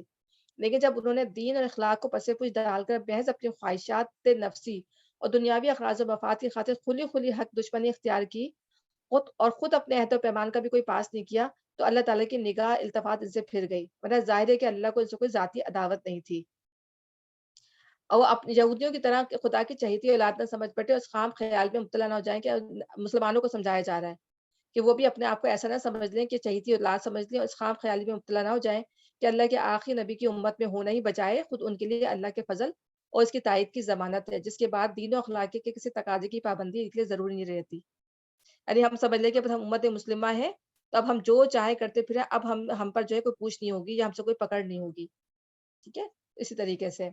اور ان کے لیے اللہ کی تائید اور ضمانت ہے، جس کے بعد دین اخلاق کے کسی تقاضے کی پابندی ان کے لیے ضروری نہیں رہتی۔ اس کے ساتھ دنیا بھر کے ان لوگوں کو بھی اس واقعے سے عبرت دلائی گئی ہے جو جان بوجھ کر حق کی مخالفت کرتے ہیں، پھر اپنی دولت اور طاقت اور اپنے ذرائع و وسائل پر اعتماد کرتے ہیں کہ یہ چیزیں ان کو اللہ کی پکڑ سے بچا لیں گی۔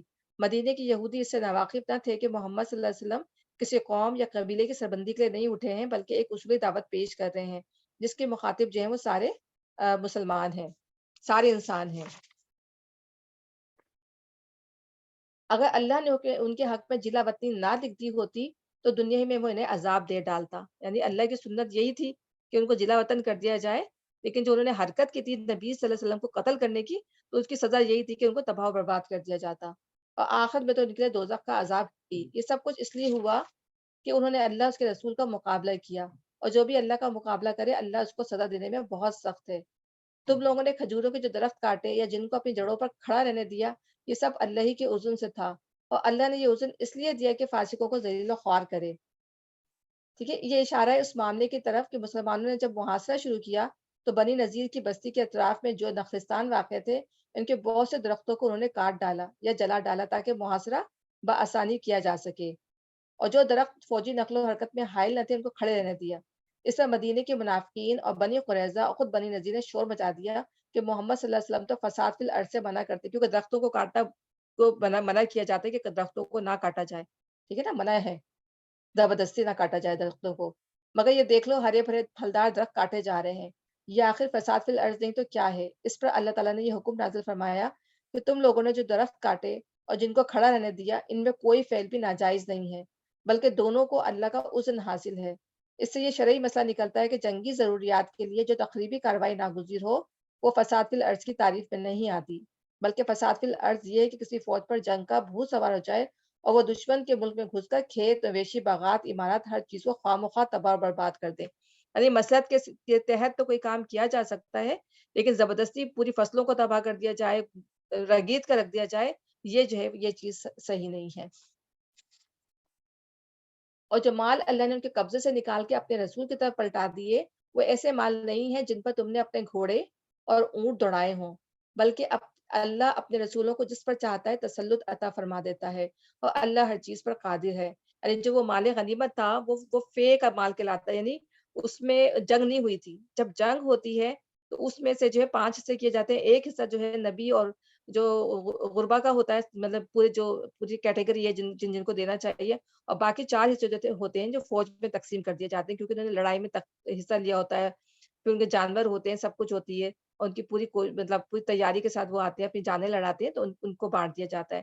لیکن جو بغیر جنگ کے جس میں کوئی بھی جانی مالی کوئی نقصان نہ ہوا ہو اور وہ ایز اٹ از آپ کو مال غنیمت حاصل ہو جائے تو وہ فے کا حصہ کہلاتا ہے۔ پھر اس میں جو ہے وہ زیادہ تر حصہ جو ہے وہ اس میں سے ایک حصہ جو ہے نبی کا ہوتا ہے، باقی جو غرباؤں کو، یتیموں، مسکینوں، مسافروں اور اس طریقے کی جتنی بھی کیٹیگری ہے ان کو جاتا ہے، اور پھر جس کو نبی صلی اللہ علیہ وسلم دینا چاہیں جو اپنے فوج میں سے، وہ نبی صلی اللہ علیہ وسلم جو ہے وہ دے سکتے ہیں، جن کو بھی دینا چاہے، جن کو لگے کہ ان کو ضرورت ہے تو وہ دیا جا سکتا ہے، تو یہ فے کا مال کہلاتا ہے۔ تو یہاں پر اللہ تعالیٰ یہ بات فرما رہے ہیں اور اللہ ہر چیز پر قادر ہے، اور جو کچھ بھی اللہ ان بستیوں کے لوگوں سے اپنے رسول کی طرف پلٹا دے وہ اللہ اور رسول اور رشتہ داروں اور یتامہ اور مساکین اور مسافروں کے لیے ہے، تاکہ کیوں، اس کا کیا مقصد ہے؟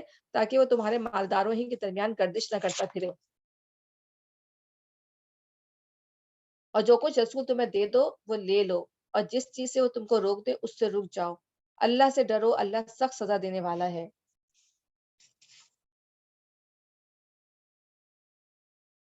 سلسلہ بیان کے لحاظ سے اس آیت کا مطلب یہ کہ اموال بنی نذیر کے انتظام اور اس طرح بعد کے اموال فے کی تقسیم کے معاملے میں رسول اللہ صلی اللہ علیہ وسلم جو فیصلہ فرمائے اسے بے چو چرا تسلیم کر لو۔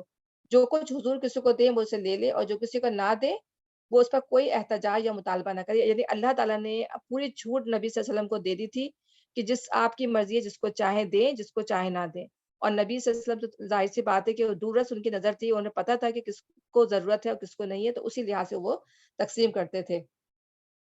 اور اس سے یہ بھی بات ہے کہ نبی صلی اللہ علیہ وسلم جو ہے ہمیں ہر معاملے میں ہمیں جو ہے نبی صلی اللہ علیہ وسلم کی پیروی کرنی ہے، نبی صلی اللہ علیہ وسلم کی سنت کی پیروی کرنی ہے۔ یہ تو دنیاوی معاملات ہے، دین کے معاملے میں بھی جو ہے ہمیں جو کچھ نبی صلی اللہ علیہ وسلم نے کر کر بتا دیا ہے ہمیں وہ لینا ہے، اور جس چیز سے ہمیں روک دیا کہ یہ کام نہیں کرنا ہے تو وہ کام ہمیں نہیں کرنا ہے۔ دونوں باتیں نکلتی ہیں، دنیا کے معاملات بھی ہوں چاہے دین سے ریلیٹڈ بھی معاملات ہوں، دونوں چیزوں میں جو ہے ہمیں اللہ اور اس کے رسول کی پابندی کرنی ہے کہ جو ہمیں وہ عطا کریں گے، جو وہ کچھ ہمیں بتا دیں گے، اس سے 1 انچ بھی ہم زیادہ نہیں کریں گے، اس سے ہم 1 انچ بھی جو ہے وہ کم نہیں کریں گے۔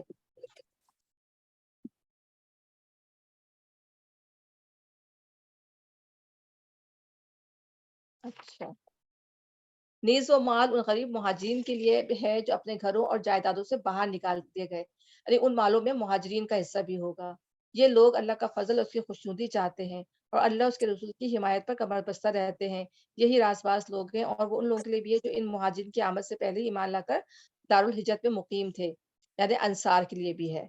یہ ان لوگوں سے محبت کرتے ہیں، اب انصار کی اللہ تعالیٰ تعریف فرما رہے ہیں، یہ ان لوگوں سے محبت کرتے ہیں جو ہجرت کر کے ان کے پاس آئے ہیں، اور جو کچھ بھی ان کو دے دیا جائے اس کی کوئی حاجت تک یہ اپنے دلوں میں محسوس نہیں کرتے، اور اپنی ذات پر دوسروں کو ترجیح دیتے ہیں خواہ اپنی جگہ محتاج ہوں۔ تو ہم نے انصار کے بارے میں پڑھا تھا نا کہ انہوں نے کس طریقے سے اپنی ہر چیز جو ہے وہ مہاجروں میں کس طرح سے بانٹ دی تھی، اپنے باغات، اپنے مال، اپنی ہر چیز۔ تو جب انہوں نے اپنے باغات کو تقسیم کرنے کے لیے کہا تو پھر ان کو نبی صلی اللہ علیہ وسلم نے حکم دیا تھا کہ وہ تمہارے باغوں میں، یا بلکہ انہوں نے خود ہی کہا تھا کہ ہم آپ کے باغوں میں کام کرتے ہیں، باغ آپ ہمیں نہ دیں، ہم آپ کے باغوں میں کام کیا کریں گے، تو جو ہماری محنت ہوگی وہ آپ دے دیا کریے گا۔ اس طرح کے ورنہ وہ باغوں کی بھی تقسیم کر رہے تھے کہ مدینے میں تو یہی تھے نا کہ کھجوروں کے باغ ہوتے تھے، اسی طرح سے کھیتی باڑی کر کے اس طرح سے وہ اپنی چیزوں اپنا گزارا کرتے تھے، یا مویشی جانور ہوتے تھے ان کے پاس۔ تو یہاں اللہ تعالیٰ ان کی تعریف فرما رہا ہے کہ یہ ان لوگوں سے محبت کرتے ہیں جو ہجرت کر کے ان کے پاس آئے ہیں، اور جو کچھ بھی ان کو دے دیا جائے اس کی حاجت تک یہ اپنے دلوں میں محسوس نہیں کرتے، یعنی مال غنیمت میں سے ان کو ملے نہ ملے ان کے دل میں اس کی کوئی حاجت نہیں ہوتی، اور اپنی ذات پر دوسروں کو ترجیح دیتے ہیں خواہ اپنی جگہ خود محتاج ہوں۔ حقیقت یہ ہے کہ جو لوگ اپنے دل کی تنگی سے بچا لیے گئے وہی فلاح پانے والے ہیں، یعنی کہ وَمَن یُوقَ شُحَّ نَفْسِهِ فَأُولَٰئِکَ هُمُ الْمُفْلِحُونَ۔ اور یہ جو ہے یہ شوہ نفسی ہی، یہ یو کا شوہ نفسی یہ ہر معاملے میں آتا ہے، ضرور نہیں ہے کہ یہ مال کا معاملہ ہی ہو، بلکہ دل کی تنگی جو ہے وہ ہر معاملے میں ہوتی ہے، ٹھیک ہے نا، چاہے وہ محبت کی تنگی ہو، چاہے وہ کسی بھی اچھے کام کی، کسی بھی نیکی کی، ہر چیز کے معاملے میں جو ہے انسان کا دل جو ہے وہ گھٹتا ہے، تنگ ہوتا ہے، ٹھیک ہے۔ تو ہر معاملے میں جو ہے وہ اگر انسان دل کی تنگی سے بچا لیا جائے، ہم نے دیکھا ہوگا بعض لوگ جو ہوتے ہیں بہت ہی فراغ دل ہوتے ہیں، بہت ہی کھلے دل ہوتے ہیں، وہ مطلب کھلے ہاتھوں سے وہ جو ہے لٹارے ہوتے ہیں یا پیسہ خرچ کرے ہوتے ہیں، ان کو پرواہ بھی نہیں ہوتی کہ مطلب ہمارا چلا جائے گا پیسہ تو ہمارے پاس کہاں سے آئے گا، ان کو یہ بھی پرواہ نہیں ہوتی ہے۔ ایسے بھی لوگ ہوتے ہیں دنیا کے اندر کہ ان کو پرواہ ہی نہیں ہوتی ہے کہ ہمارا بنے گا کیا، تو اور ان کا دل جو ہے ہر معاملے میں مطلب بہت ہی کھلا ہوا ہوتا ہے۔ تو یہ معاملہ جو ہے کہ دل کی فراخی یہ ہوتی ہے کہ انسان جو ہے کسی کے لیے بھی دل میں جو ہے وہ بدگمانی نہ رکھے، کسی کے لیے دل میں برائی نہ رکھے، چاہے وہ پیسے کا معاملہ ہو، چاہے وہ دنیا کے اندر جو ڈیلنگ کا معاملہ ہو، وہ کسی معاملے میں جو ہے اس کے دل کے اندر جو ہے تنگی نہ پائی جائے۔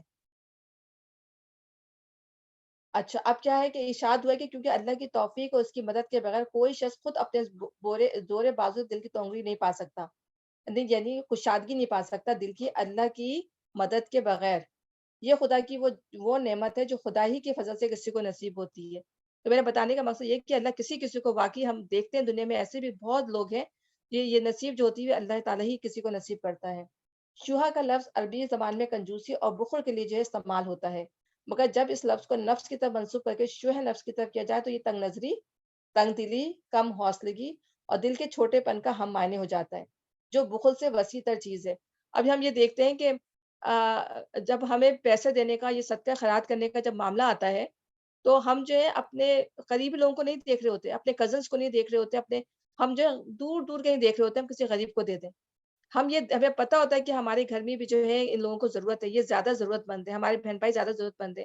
لیکن کیا ہوتا ہے کہ ہمارا دل جو ہے یہ کہ ہم سے آگے نہ نکل جائے, کہیں جو ہے یہ مطلب کیونکہ جب ابو طلحہ جو تھے, ہم نے پڑھا نا کہ جب لن تنالوا البر حتی تنفقوا مما تحبون, ہم نے چوتھے بار میں پڑھا تھا کہ تم نیکی کو یا تم بر کو اس وقت تک نہیں پہنچ سکتے تو اپنی اللہ کی راہ میں وہ چیز پسند کرو جو تمہیں سب سے زیادہ محبوب ہو.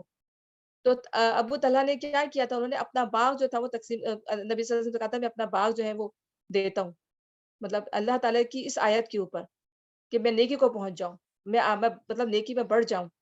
تو نبی صلی اللہ علیہ وسلم نے یہی کہا تھا کہ تم نے بڑا اچھا مطلب سودا کیا اللہ کے ساتھ, اور تم جو ہے اپنے اس باغ کو اپنے کزنس کے اندر تقسیم کر دو, اپنے چچا زاد بھائیوں کے اندر.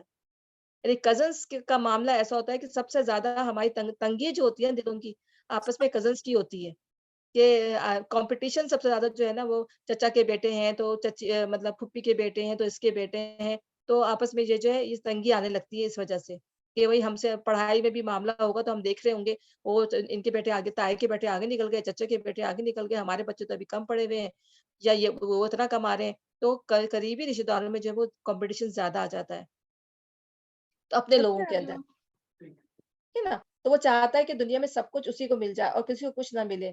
دوسروں کو کچھ دینا تو کجا, کوئی دوسرا بھی اگر کسی کو کچھ دے تو اس کا دل دکھتا ہے. اس کی حرص کبھی اپنے حق پر قانے نہیں ہوتی بلکہ وہ دوسروں کے حقوق پر دستدرازی کرتا ہے, یا کم از کم دل سے یہ چاہتا ہے کہ اس کے گرد و پیش دنیا میں جو اچھی چیز بھی ہے اسے اپنے لیے سمیٹ لے. آج کل کیا ہوتا ہے یہ معاملہ چل ہی رہا ہے پاکستان کے اندر بھی, ہم دیکھتے ہیں کہ وہ لائن آٹے کے اوپر بھی میں دیکھ رہی تھی کہ اتنی وہ ہوتی ہے, ہر بندہ چاہتا ہے مجھے, اب آٹے کی اتنی تنگی ہو گئی تھی پاکستان کے اندر کہ لوگ جو تھے وہ ایک دوسرے کو کچل رہے تھے کہ بس مجھے مل جائے, بس مجھے مل جائے. ہر بندہ یہ چاہتا ہے. جب وہ جو ذخیرہ اندوزی کرنے والے ہیں وہ چھپ کر کے رکھ رہے ہیں, ذخیرہ اندوزی اسٹور کر کے رکھ رہے ہیں کہ بس ہم کما لیں اور دوسرے چاہے وہ بھوکوں مرتے رہیں. تو یہ جو ہے دل کی جو تنگی یہ ہے کہ وہ خود مطلب صحت کے رکھتے ہیں, اور دوسروں پہ کیا ہوتا ہے کہ وہ مال ان کے پاس بھی صحیح نہیں رہتا, پھر وہ سڑ گل کے بھی جاتا ہوگا اتنا مال, جب وہ اتنا جمع کر لیتے ہیں تو وہ ظاہر کتنا مال جمع کریں گے, اس کے بعد وہ خراب بھی ہو جاتا ہے, پھینکنے میں بھی جاتا ہوگا. لیکن انسان کی حرص کا عالم دیکھیں کہ وہ چاہتا ہے کہ میں اس کو پھر زیادہ مہنگا کر کے بھیجوں تاکہ مجھے زیادہ پیسہ ملے یا مجھے زیادہ منافع ملے. تو یہ انسان کی تنگدلی کے اوپر اللہ تعالیٰ یہاں بات کر رہے ہیں. تو دوسروں کو خود دینا تو کچھ, کوئی دوسرا بھی اگر کسی کو کچھ دے تو اس کا دل دکھتا ہے. اس کی حرص کبھی اپنے حق پر قانے نہیں ہوتی بلکہ وہ دوسروں کے حقوق پر دستدرازی کرتا ہے. یہ کم از کم دل سے یہ چاہتا ہے کہ اس گرد و پیش دنیا میں جو اچھی چیز ہے اسے اپنے لیے سمیٹ لے اور کسی کے لیے نہ چھوڑے. اس بنا پر قرآن میں اس برائی سے بچ جانے کو فلاح کی ضمانت قرار دیا گیا ہے. اور دیکھیے اللہ تعالیٰ جتنی بھی مشکل چیزیں نا اللہ تعالیٰ کو پسند ہے. ہم یہ دیکھتے ہیں صبر ہے کتنی مشکل چیز ہے, تو اللہ کو سب سے زیادہ پسند ہے کہ وہ صدقہ خیرات میں آگے بڑھ جائیں, مطلب بہت زیادہ اللہ کے راستے میں خرچ کریں. تو جو چیزیں انسان کے نفس پہ گراں گزر رہی ہوتی ہیں وہی اللہ تعالیٰ کو سب سے زیادہ محبوب ہے, اور انہی سے جو ہے اللہ تعالیٰ جو ہے انسان کو آزماتا ہے. تو اب ہمارا نفس جو چاہتا ہے کہ ہمارا نفس ہمیں ان چیزوں سے پیچھے ہٹا رہا ہوتا ہے کہ نہیں نہیں نہیں نہیں نہیں, تو اپنے نفس کو جب نہیں کرے تو ہم نے جب بھی وہ نہیں کرے ہمیں ہاں کرنا, ہاں ہاں ہاں ہاں, تو تب بھی ہم اپنے نفس کو جو ہے وہ لگام دے سکتے ہیں.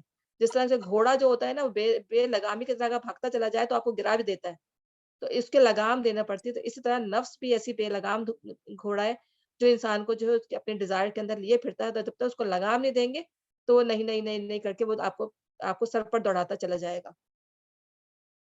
تو اس اللہ تعالیٰ یہی فرما رہا ہے کہ نبی صلی اللہ علیہ وسلم نے فرمایا نے اس کو ان بدترین انسانی اوصاف میں شمار کیا جو فساد کی جڑ ہیں. نبی صلی اللہ علیہ وسلم نے فرمایا کہ حضرت عبداللہ نے کیا ایک منٹ ٹھہرے کہ یعنی شوہر سے بچو کیونکہ شوہ نے ہی تم سے پہلے لوگوں کو ہلاک کیا.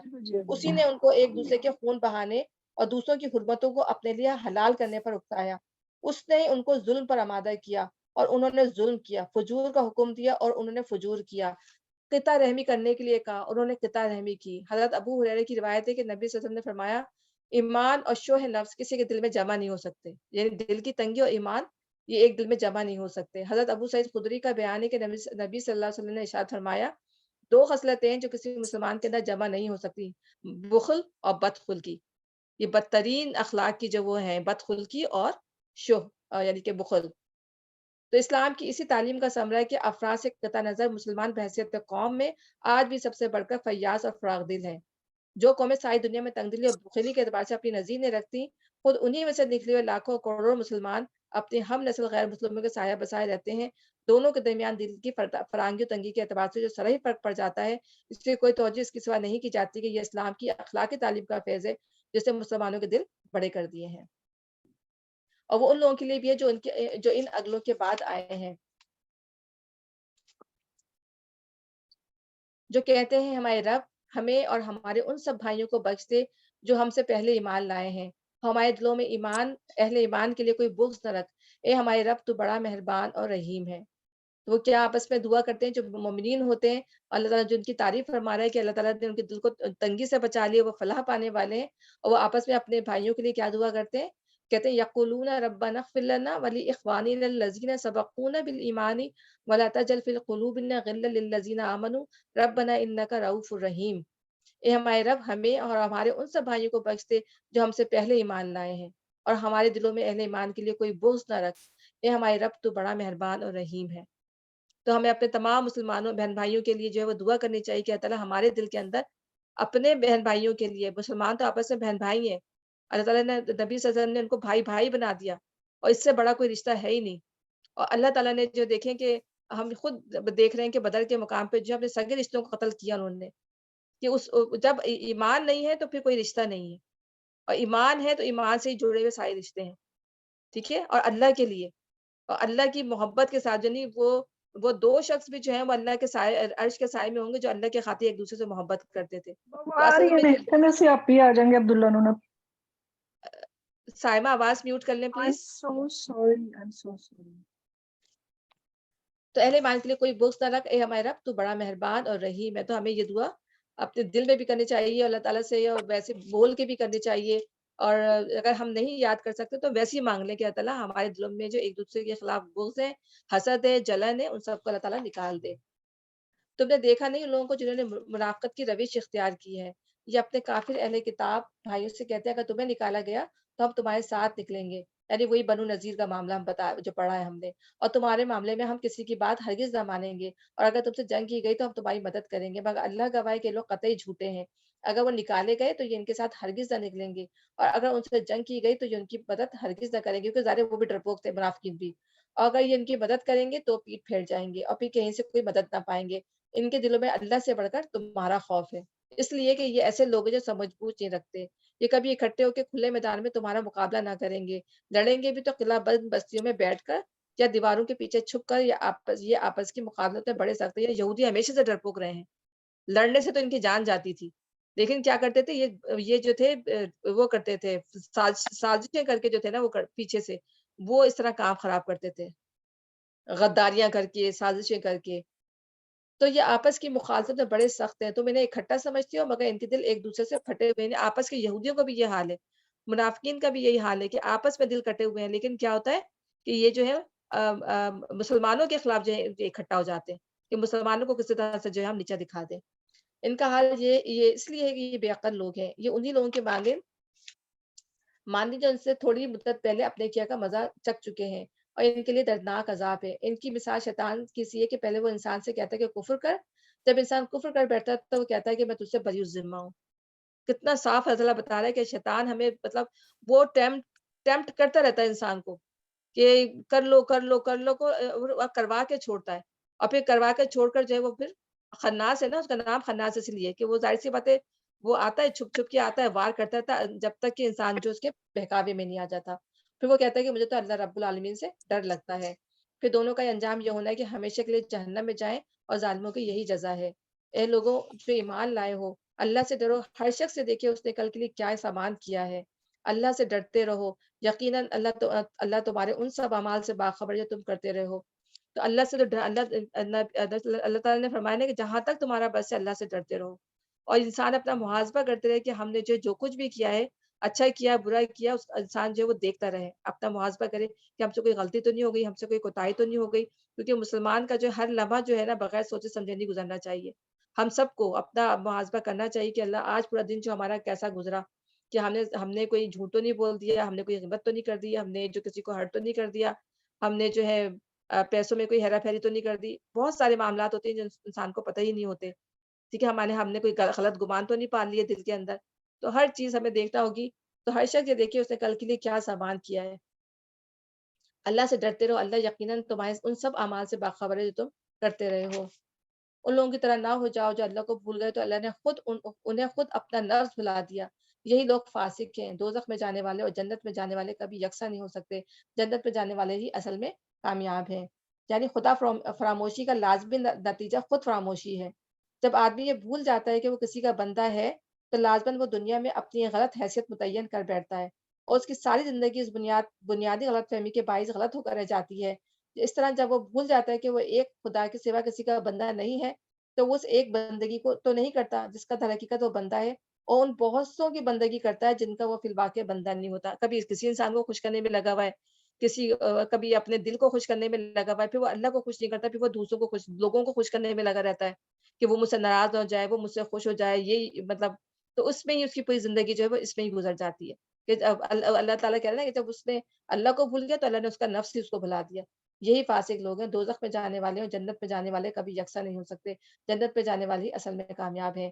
اگر ہم نے جو قرآن کسی پہاڑ پر بھی اتار دیا ہوتا تو تم دیکھتے کہ وہ اللہ کے خوف سے دبا جا رہا ہے اور پھٹا جا رہا ہے. یہ ہے قرآن کی عظمت کہ قرآن کی عظمت یعنی کتنی اس کی بات ہے خشیت قرآن کی اور قرآن کی عظمت کہ اگر یہ کسی پہاڑ پہ بھی نازل کر دیا جاتا تو اس کی ہیبت سے جو ہے وہ دب جاتا، ریزہ ریزہ ہو جاتا. لیکن قرآن انسان ہے کہ اس نے اس کو اٹھا لیا لیکن اس کا پھر حق ادا نہیں کیا. یہ مثالیں ہم لوگوں کے سامنے اس لیے بیان کرتے ہیں کہ اپنی حالت پر غور کریں کہ ہماری حالت کیا ہے. ہم نے قرآن اٹھایا کہ ہم اس کو جو بوجھ ہم نے قرآن کا اٹھایا، جو بوجھ ہمارے دل کے اوپر ہے نا، یہ اصل میں دیکھا جائے تو ہم نے جو ہے اس کو اب اس کو کریں گے کیسے، اس کو ادا کیسے کریں گے جو اللہ تعالیٰ نے ہمارے پر ڈالا ہے. تو اب یہ انسان اپنی حالت پہ غور کرے کہ ہم اس کو ادا کرنے والے ہیں یا نہیں ہیں. اپنی زندگیوں میں دیکھیں کہ ہم اس کے مطابق زندگی گزار رہے ہیں یا نہیں گزار رہے ہیں. اب یہاں پر جو اللہ تعالیٰ کی ہم جو پڑھتے ہیں هو اللہ الذی لا الہ الا هو عالم الغیب والشہادۃ هو الرحمن الرحیم. وہی اللہ ہے جس کے سوا کوئی معبود نہیں، غائب اور ظاہر ہر چیز کا جاننے والا. وہی رحمان ہے، وہی رحیم ہے. هو اللہ الذی لا الہ الا هو الملک القدوس السلام المؤمن المہیمن العزیز الجبار المتکبر سبحان اللہ عما یشرکون. غائب اور ظاہر ہر چیز کا جاننے والا وہی رحمان ہے اور وہی رحیم ہے، اور اللہ ہی ہے جس کے سوا کوئی معبود نہیں. وہ بادشاہ ہے نہایت مقدس، سراسر سلامتی دینے والا، امن دینے والا، نگہبان، سب پر غالب، اپنا حکم بزور نافذ کرنے والا اور بڑا ہی ہو کر رہنے والا. پاک ہے اللہ اس شرک سے جو لوگ کر رہے ہیں. کتنے خوبصورت اللہ تعالیٰ کے نام ہیں کہ اللہ کہتا ہے کہ اللہ کے تو سارے نام پاک ہے. اللہ کو پکارنا ہے تو اس کے اسماء الحسنی کے ساتھ اس کو پکارو.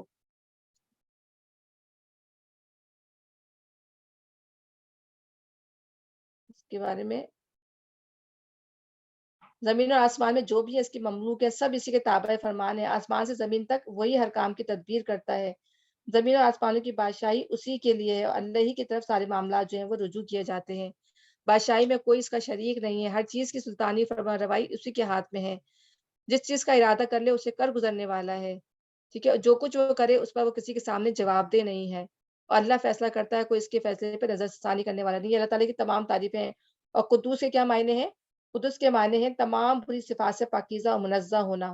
قدوس کا مطلب یہ ہے کہ وہ اس سے بدر جہاں بالا بڑھتا رہے کہ اس کی ذات میں کوئی عیب یا نقص یا کوئی کبھی صفت پائی جائے. بالکل تسبیح، قدوس بھی جو ہے تسبیح کے معنی ہی ہے نا، بلکہ وہ ایک پاکیزہ ترین ہستی ہے جس کے بارے میں کسی برائی کا تصور تک نہیں کیا جا سکتا. اور سلام کے کیا معنی ہیں؟ جس کے معنی ہے سلامتی. کسی کو سلیم یا سالم کہنے کے بجائے سلامتی کہنے سے خود بخود مبالغے کا مفہوم پیدا ہوتا ہے.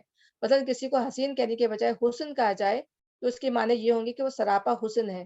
تو اللہ تعالیٰ کو السلام کہنے کا مطلب یہ کہ وہ سراسر سلامتی ہے. المومن استعمال ہوا جس کا مادہ امن سے ہے. امن کے معنی خوف سے محفوظ ہونا، اور مومن وہ ہے جو دوسروں کو امن دے. تو اللہ تعالیٰ کو اس معنی میں مومن کیا گیا ہے کہ اپنی مخلوق کو امن دینے والا ہے. تو دعا جب کوئی خوف ہو جائے تو کہتے ہیں نا یا مومن آمین رواتی، اے امن دینے والے مجھے خوف سے امن بخش دے. تو کبھی انسان کو خوف فیل ہو، کبھی کوئی حالات اور واقعات کی وجہ سے اس کو کوئی دل میں خوف بیٹھ گیا ہو، اور موت کا خوف بھی ہوتا ہے، یا ہو سکتا ہے کہ گھر میں کوئی بیمار ہو، پریشان ہو، آپ کے دل میں خوف ہوتا ہے اللہ خیر کرے کوئی غلط خبر نہ آ جائے، یہ نہ آ جائے. تو پھر انسان کو جو یہ پڑھنی چاہیے کہ یا مومن آمین رواتی، آمین رواتی، مجھے خوف سے امن دے دے. اس کے بعد جو ہے مہیمن، جس کے 3 معنی، ایک نگہبانی اور حفاظت کرنے والا، دوسرے شاہد جو دیکھ رہا ہو، ٹھیک ہے نا، المہیمن نگہبانی کرنے والا، دیکھنے والا، اور قائم بالامور الخلق یعنی جس نے لوگوں کی ضروریات اور حاجات پوری کرنے کا ذمہ اٹھا رکھا ہے. اور جبار المتکبر العزیز استعمال ہوا، جس سے مراد یہ کہ ایسی زبردست ہستی جس کے مقابلے میں کوئی سر نہ اٹھا سکتا ہو اور جس کے فیصلوں کی مزاحمت کرنا کسی کے بس میں نہ ہو. الجبار اصل میں لفظ جبار استعمال ہوا جس کا مادہ جبر ہے. جبر کے معنی کسی شے کو طاقت سے درست کرنا، کسی چیز کی بزور اصلاح کرنا. تو ہمیں پتہ چلتا ہے نا بزور اصلاح اللہ، ویسے تو اللہ تعالیٰ نہیں کرتا، لیکن بعض دفعہ حالات ایسے ہوتے ہیں کہ اللہ تعالیٰ پھر اپنی سختی دکھاتا ہے، پھر انسان کو جو ہے، انسان کو نصیحت کرنے کے لیے اللہ تعالیٰ ان پہ آزمائشیں ڈالتا ہے تاکہ انسان جو ہے وہ اللہ تعالیٰ کی طرف لٹائے. تو بزور جو ہے نافذ کرنے والا اپنا حکم. اب متکبر بڑا ہی ہو کے رہنے والا، اللہ اکبر کہتے ہیں نا، اللہ سب سے بڑا ہے، تو سب سے بڑا ہو کے رہنے والا، میگنیفائی کرنے، اللہ تعالیٰ کو ہم میگنیفائی کرتے ہیں اللہ تعالیٰ کی ذات کو. اس کے 2 مفہوم ہیں، ایک وہ جو فی الحقیقت بڑا نہ ہو مگر خواہ مخواہ بڑا بنے، دوسرے وہ جو حقیقت میں بڑا ہو اور بڑا ہی ہو کر رہے. انسان ہو یا شیطان یا کوئی اور مخلوق، چونکہ بڑائی فی الواقع اس کے لیے نہیں ہے، اس لیے اس کا اپنے آپ کو بڑا سمجھنا اور دوسروں پہ اپنی بڑائی جتانا ایک چھوٹا اور بدترین عیب ہے. اس کے برعکس اللہ تعالیٰ حقیقت میں بڑا ہے. ہم کہتے ہیں نا متکبر، کتنا متکبر ہے، اس طریقے سے تو وہ نیگیٹو میننگز میں آتا ہے. اللہ تعالیٰ کے لیے جو ہے پازیٹیو میننگ میں آتا ہے کہ اللہ تعالیٰ حقیقت میں بڑا ہے، اور بڑا فی الواقع اسی کے لیے ہے، اور کائنات کی ہر چیز اس کے مقابلے میں حقیر اور ذلیل ہے. پاک ہے اللہ اس چیز سے. اللہ تعالیٰ کی ان ناموں کی جو ہے نا بہت ڈیٹیل ہے. یہ تو ہم نے ظاہر ٹائم کی وجہ سے بہت کم پڑھا ہے، لیکن اس کی جو ہے اس کی بہت زیادہ اگر پڑھیں تو اس کی بہت ڈیٹیل ہے. تو پاک ہے اللہ اس چیز سے جو لوگ کر رہے ہیں، یعنی اللہ تعالیٰ کے تو اتنے خوبصورت نام ہیں. اللہ تعالیٰ کی صفات میں تو اللہ کی طاقت، اللہ تعالیٰ کی جو ہے وہ پوری جو معاملات جو اللہ تعالیٰ دنیا میں کر رہا ہے وہ ہر چیز نظر آ رہی ہوتی ہے. سلامتی کر رہا ہے، نگہبانی کر رہا ہے، کنٹرول کیا ہوا ہے. اللہ کا ہمیں بڑا پن نظر آ رہا ہے، ہر چیز ہمیں نظر آ رہی ہے، اللہ کی تعریف نظر آ رہی ہے زمین و آسمان میں. تو جو کچھ اس میں بیان کیا گیا، ہمیں پوری دنیا میں وہ چیزیں سنگل فارم میں اگر ہم دیکھیں اللہ تعالیٰ کے نام، تو ہمیں ہر جگہ وہ چیز جو ہے وہ نظر آ رہی ہے. تو اللہ تعالیٰ جب یہ کہہ رہا ہے کہ اللہ تعالیٰ جو ہے اس شرک سے پاک جو لوگ کر رہے ہیں، جن کو یہ سمجھ ہی نہیں آ رہا کہ اللہ کی صفات جو ہے وہ دنیا میں بکھری پڑی ہیں، لیکن وہ ان پہ غور نہیں کر رہے. وہ اللہ ہی ہے جو تخلیق کا منصوبہ بنانے والا اور اس کو نافذ کرنے والا اور اس کے مطابق صورت گری کرنے والا ہے. هو اللہ الخالق البارئ المصور له الاسماء الحسنى. یعنی کس طرح وہ انسان، یعنی کسی بھی مخلوق کے اندر جب وہ پیدا کر رہا ہوتا ہے تو اس کو پتا ہوتا ہے کہ وہ کس طرح سے اس کو پیدا کر رہا ہے، پھر اس کو پورے پروسیس سے گزارتا ہے، پھر اس کی خوبصورت شکل جب وہ نکل جاتی ہے تو اس کی شکل بنا کے اتنی خوبصورت شکل نکال کے لے آتا ہے. تو انسان جو ہے اپنے آپ کو دیکھے تو اللہ تعالیٰ اس پورے معاملے کا اگر ہم دیکھیں تو اس نے ہمیں جو ہے پیدا کیا، خلق کیا، پھر اس نے ہمیں اس پورے پروسیس سے گزارا، پھر اس نے ہمیں جو ہے وہ پورا فیشن کیا، ہمارے ہاتھ پیر، ہمارے ہر چیز جو ہے متناسب بنائے، کوئی بھی چیز جو ہے وہ ڈس بیلنس نہیں ہے. تو لہ الاسماء الحسنی، اسی کے ہیں بہترین نام. یسبح لہ ما فی السماوات والارض، اسی کی تعریف کرتی ہے جو کچھ آسمان میں اور زمین میں ہے. وہو العزیز الحکیم، اور وہ غالب ہے اور حکمت والا ہے. اس پہ کتنے سارے نام جو ہے، 25 نام ہے اللہ تعالیٰ کے. اس کے اندر مجھے یاد نہیں ہے کہ اللہ تعالیٰ کی صفات جو ہے اس میں اتنی زیادہ جو ہے سمیٹ کے رکھ دی گئی ہیں. ایک یہ اور ایک آیت الکرسی جو ہے، اس کو جو ہے وہ پڑھنا چاہیے. صبح شام کے اذکار ہیں، کبھی کبھی میں نمازوں میں صبح کی نماز میں پڑھ لیتی ہوں، کبھی شام میں یاد نہیں رہتا، لیکن اس کو صبح شام کے اذکار میں پڑھنا چاہیے. اللہ تعالیٰ کے اس پہ اتنے سارے نام آ جاتے ہیں اور بہترین نام ہے اللہ تعالیٰ کے.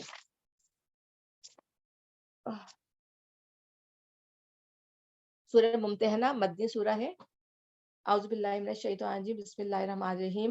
یا ایھا الذین آمنوا لا تتخذوا عدوی وعدوکم اولیاء تلقون الیہم بالمودۃ وقد کفروا بما جاءکم من الحق یخرجون الرسول وایاکم ان تؤمنوا باللہ ربکم ان کنتم خرجتم جہادا فی سبیلی وابتغاء مرضاتی تسرون الیہم بالمودۃ وانا اعلم بما اخفیتم وما اعلنتم ومن یفعلہ منکم فقد ضل سواء السبیل. اے لوگوں جو ایمان لائے، اگر تم میرا میں جہاد کرنے کے لیے اور میری رضا جوئی کی خاطر وطن چھوڑ کر گھروں سے نکلے ہو تو میرے اپنے دوستوں کو دشمن نہ بناؤ. تم ان کے ساتھ دوستی کی طرح ڈالتے ہو، حالانکہ جو حق تمہارے پاس آیا اس کو ماننے سے وہ انکار کر چکے ہیں. اور ان کی روش یہ ہے کہ رسول کو خود تم کو صرف اس قصور پر جلا وطن کرتے ہیں کہ تم اپنے رب اللہ پر ایمان لائے ہو، تم چھپا کر ان کو دوستانہ پیغام بھیجتے ہو، حالانکہ جو کچھ تم چھپا کر کرتے ہو اور جو علانیہ کرتے ہو ہر چیز کو میں خوب جانتا ہوں۔ جو شخص بھی تم میں سے ایسا کرے وہ یقیناً راہ راست سے بھٹک گیا۔ اچھا، یہاں تک جو کچھ ارشاد ہوا ہے اور آگے اس سلسلے میں جو کچھ آ رہا ہے، اگرچہ اس کا نزول کا موقع حضرت حاتب ہی کا واقعہ ہے نا۔ حضرت حاتب جو تھے وہ جنگ بدر کے صحابی تھے، لیکن کیا تھا کہ ان کی جو فیملی تھی وہ ابھی مکہ میں ہی تھی اور مکہ سے ہجرت کر کے آ نہیں سکی تھی۔ ذرا ان کے حالات جو تھے وہ بہت مشکل سے وہ نکل نہیں پا رہے تھے، ان کی جو فیملی تھی، اور پھر وہ ان کی فیملی تھی، ان کا کوئی قبیلہ نہیں تھا، بلکہ جتنے دوسرے لوگ ہوتے ہیں وہ اپنے قبیلے کے تحت جو محفوظ ہوتے ہیں، لیکن یہ جو تھے ویسے ہی آ کے بس گئے تھے مکہ کے اندر، تو ان کی کوئی وہ نہیں تھی۔ تو کیا ہوا کہ ایک عورت جو تھی مکے سے جو ہے مدینہ آئی تھی، اور اس نے آ کے نبی صلی اللہ علیہ وسلم درخواست کی کہ وہ میں بہت غریب ہوں، میری کچھ مدد کر دیں۔ تو پھر نبی صلی اللہ علیہ وسلم نے جو ہے بنو ہاشمی کی کوئی خاتون تھی شاید، تو اس نے جو مدد مانگنے کے لیے آئی تو آپ نے جو ہے جمع کروا کے اس کو جو ہے اس کی مدد کر دی، اور وہ جب وہ جانے لگی تو ابی حاتب نے جو ہے اور یہ جو ہے فتح مکہ سے پہلے کا واقعہ ہے، میرے خیال سے 4-5 مہینے کا پہلے کا واقعہ ہے، اور اس وقت جو ہے نبی صلی اللہ علیہ وسلم جو ہے فتح مکی کی تیاری کر رہے تھے، اور نبی صلی اللہ علیہ وسلم نے چند صحابہ کے سوا جو ہے کسی کو یہ بات نہیں بتائی بھی تھی، تاکہ وہ جو ہے وہ مشرکین تیار مطلب ان کی کان میں بھنک نہیں پڑنی چاہیے۔ تو اب یہ ہوا کہ حضرت حاتب نے انہوں نے کہا کہ اگر نبی صلی اللہ علیہ وسلم نے چڑھائی کر دی، جنگ ہو گئی تو میرے گھر والے نہ مارے جائیں، یا ان کا تو کوئی بچانے والا ہے ہی نہیں۔ تو انہوں نے جو ہے قریش کو یہ خبر دے دی کہ نبی صلی اللہ علیہ وسلم جو ہے یہاں پر تیاری کر رہے ہیں، اور تم جو اس عورت کو خط دے دیا کہ وہ، اور یہ کہہ دیا کہ جو ہے تو میرے گھر والوں کی حفاظت آپ کی ذمہ داری ہے۔ حالانکہ ان کے دل میں جو تھی وہ نیت غلط نہیں تھی، لیکن وہ اپنے گھر والوں کو بچانا چاہ رہے تھے، کیونکہ بچے بھی تھے، میرے خیال سے بیوی بھی ان کی وہی تھی۔ تو اس چکر میں انہوں نے یہ لکھ دیا تھا، اور جب وہ عورت کو انہوں نے پیسے بھی دیے کہ تاکہ تم یہ راز کسی کو نہیں بتانا، وہ عورت چلی گئی۔ تو جو ہے نبی صلی اللہ علیہ وسلم کو جو ہے اللہ تعالیٰ نے خبر دے دی حضرت جبرائیل کی طرف سے، اور حضرت جبرائیل نے آگے جب خبر دی تو نبی صلی اللہ علیہ وسلم نے 2 صحابیوں کو فوراً بھیجا، انہوں نے اس کو راستے میں پکڑ لیا، اور اس کو جو ہے زبردستی کر کے جو ہے اسے پھر اپنے جوڑے میں سے نکال کر، جب بہت زبردستی کی، اس کو ڈانٹا ڈپٹا، تو اس نے پھر نکال کے وہ خط دے دیا، اس میں یہ خبر تھی جو لکھی کہ میں جو ہوں، انہوں نے خبردار کیا قریش کو، اور پھر کہا کہ میرے گھر والوں کی حفاظت آپ کی ذمہ داری ہے۔ جب وہ پکڑے گئے، ظاہر سی بات ہے انہوں نے اپنی بات مان لی، اور پھر انہوں نے اپنی بات بتا بھی دی کہ میں جو ہوں میرا مقصد یہ نہیں تھا، اور مجھے اپنی فیملی کو بچانا تھا، وہاں کوئی دیکھنے والا نہیں تھا۔ تو اس کے بعد جو ہے نبی صلی اللہ علیہ وسلم نے کہا اس نے سچ بات کہی، غلط نہیں کی ہے۔ تو حضرت عمر جو ہے وہ کھڑے ہو گئے، تو انہوں نے کہا کہ آپ مجھے حکم دیں میں اس کی گردن مار دوں، یہ تو منافق ہے، مطلب اس نے غداری کی ہے مسلمانوں کے ساتھ، سازش کی ہے اس نے مسلمانوں کے ساتھ۔ تو نبی صلی اللہ علیہ وسلم نے کہا کہ نہیں، اس نے تو بدر میں جان لڑائی ہے، مطلب اتنا سچا ہے، اور تمہیں کیا پتا کہ ہو سکتا ہے اللہ تعالیٰ نے جو ہے بدر کے لوگوں کو بلا کے کہا ہو کہ تم جو چاہو کرو، میں نے تمہاری سب کچھ معاف کر دیا، یعنی کوئی غلطی بھی کرو تو تمہاری پکڑ نہیں ہوگی، مطلب اس طرح کی بات نبی صلی اللہ علیہ وسلم نے کہی۔ تو پھر حضرت عمر جو ہے وہ خاموش ہو کر بیٹھ گئے۔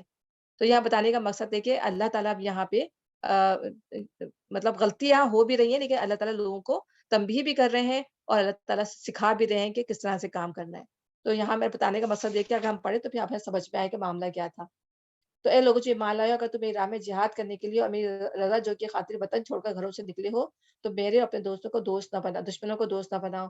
تم ان کے ساتھ دوستی کی طرح ڈالتے ہو، حالانکہ جو حق تمہارے پاس آیا اس کو ماننے سے وہ انکار کر چکے ہیں، اور ان کی روش یہ کہ رسول کو خود تم کو صرف اس حضور پہ جلا وطن کرتے ہیں، تم اپنے رب اللہ پر ایمان لائے ہو، تم چھپا کر ان کو دوستانہ پیغام بھیجتے ہو، حالانکہ جو کچھ تم چھپا کر کرتے ہو اور جو علانیہ کرتے ہو ہر چیز کو میں خوب جانتا ہوں۔ جو شخص بھی تم میں سے ایسا کرے وہ یقیناً راہ راست سے بھٹک گیا۔ ان کا رویہ تو یہ ہے کہ اگر تم پر قابو پا جائیں تو تمہارے ساتھ دشمنی کریں اور ہاتھ اور زبان سے تمہیں آزار دیں۔ وہ تو یہ چاہتے ہیں کہ تم کسی طرح کافر ہو جاؤ۔ قیامت کے دن نہ تمہاری رشتہ داریاں کسی کام آئیں گی، نہ تمہاری اولاد۔ ارے تم جو ہو اپنے اولاد کو بچانے کے لیے، اللہ تعالیٰ یہاں بات انہیں کو مخاطب کر کے کہہ رہا ہے کہ تم نے تو اپنی اولاد کے لیے یا اپنے بیوی بچوں کے لیے یہ سب کیا، لیکن تمہیں پتہ ہے کہ آخرت میں تو یہ کچھ بھی کام نہیں آئیں گے، اور تم کتنا بڑا مسلمانوں کا جو تھا وہ نقصان کرنے جا رہے تھے صرف اپنی فیملی کے خاطر۔ تو یہاں تعالیٰ یہی بات فرما رہے ہیں، قیامت کے دن نہ تمہاری رشتہ داریاں کسی کام آئیں گی، نہ تمہاری اولاد۔ اس روز اللہ تمہارے درمیان جدائی ڈال دے گا، وہی تمہارے اعمال کا دیکھنے والا ہے بے شک۔ تم لوگوں کے لیے ابراہیم اس کے ساتھیوں میں ایک اچھا نمونہ ہے کہ انہوں نے اپنی قوم سے صاف کہہ دیا کہ ہم تم سے تمہارے ان معبودوں سے جن کو تم اللہ کو چھوڑ کر پوچھتے ہو قطعی بیزار ہیں، ہم نے تم سے کفر کیا۔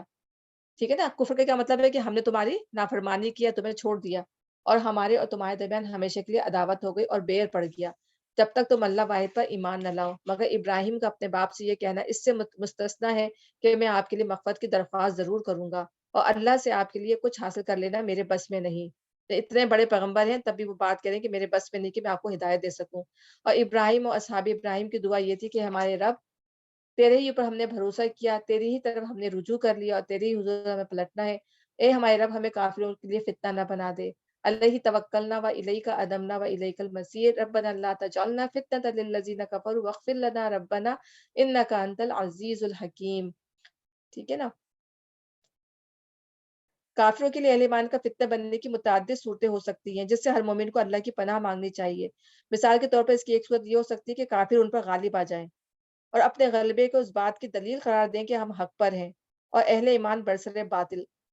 اور ورنہ کیسے ہو سکتا تھا کہ ان لوگوں کو اللہ کی رضا حاصل ہوتی اور پھر بھی ہمیں ان پر غلبہ حاصل ہوتا. دوسری صورت یہ ہو سکتی ہے کہ اہل ایمان پر کافروں کا ظلم و ستم ان کی حد برداشت سے بڑھ جائے اور آخر کار وہ ان سے دب کر اپنے دین و اخلاق کا سودا کرنے پر اتر آئیں. یہ چیز دنیا بھر میں مومنوں کی جگہزائی کا موجب ہوگی اور کافروں کو اس سے دین اور اہل دین کی تذلیل کا موقع ملے گا. تیسری صورت یہ ہو سکتی ہے کہ دین حق کی نمائندگی کے مقام بلند پر فائز ہونے کے باوجود اہل ایمان اس اخلاقی فضلت سے محروم رہے جو اس مقام کے شایانہ شان ہے جو آج ہمیں نظر آتی ہے اور دنیا کو ان کی سیرت و کردار میں بھی وہی عیوب نظر آئیں جو جاہلیت کے معاشرے میں عام طور پر پھیلے ہوئے ہوں. تو سم ٹائم جو ہے قومیں جو ہے وہ فتنہ بنی ہوئی ہوتی ہیں. مسلمان ہو کر بھی جو ہے وہ مسلمان والے ان کے وہ کام نہیں ہوتے تو کیا ہوتی ہے وہ لوگوں دوسروں کے لیے جو ہے وہ فتنہ بن جاتی ہیں بجائے یہ کہ لوگ ان سے ہدایت ان سے دور ہٹنا شروع ہو جاتے ہیں. تو اللہ تعالیٰ ہمیں جو ہے اس لیے دعا کرنی چاہیے اللہ تعالیٰ ہمیں بچائے کہ ہمیں لوگوں کے لیے جو ہے وہ فتنہ نہ بنائے. وغفر لنا ربنا انک انت العزیز الحکیم. انہی لوگوں کے طرز عمل میں تمہارے لیے اور ہر اس شخص کے لیے اچھا نمونہ جو اللہ اور روز آخر کا امیدوار ہو. ٹھیک ہے نا. ہمارے نبی کے اندر بھی اور ابراہیم علیہ السلام کے اندر بھی نمونہ ہے اور انہی کو دیکھ کے جو ہے ہم سب کو اپنی زندگی گزارنی چاہیے اگر ہمیں جو ہے اللہ کے راستے پر چلنا ہے جو ہمیں روز آخرت کا امیدوار بننا ہے.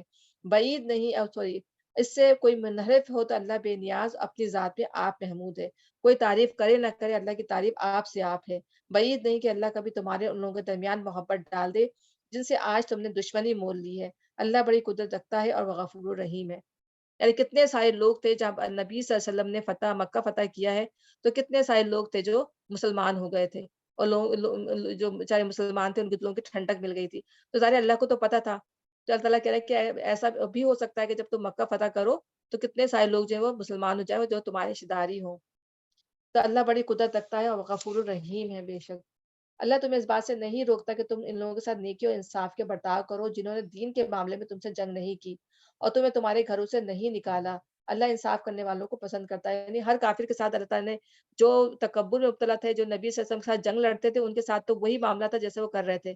لیکن جنہوں نے اپنے آگے اپنے ہاتھ ریز نہیں کیے جو نہیں چاہتے تھے کہ لڑائی جھگڑا تو اللہ تعالیٰ ان کے ساتھ کہہ رہا ہے کہ تم ان کے ساتھ نیکی اور انصاف کا معاملہ کر سکتے ہو.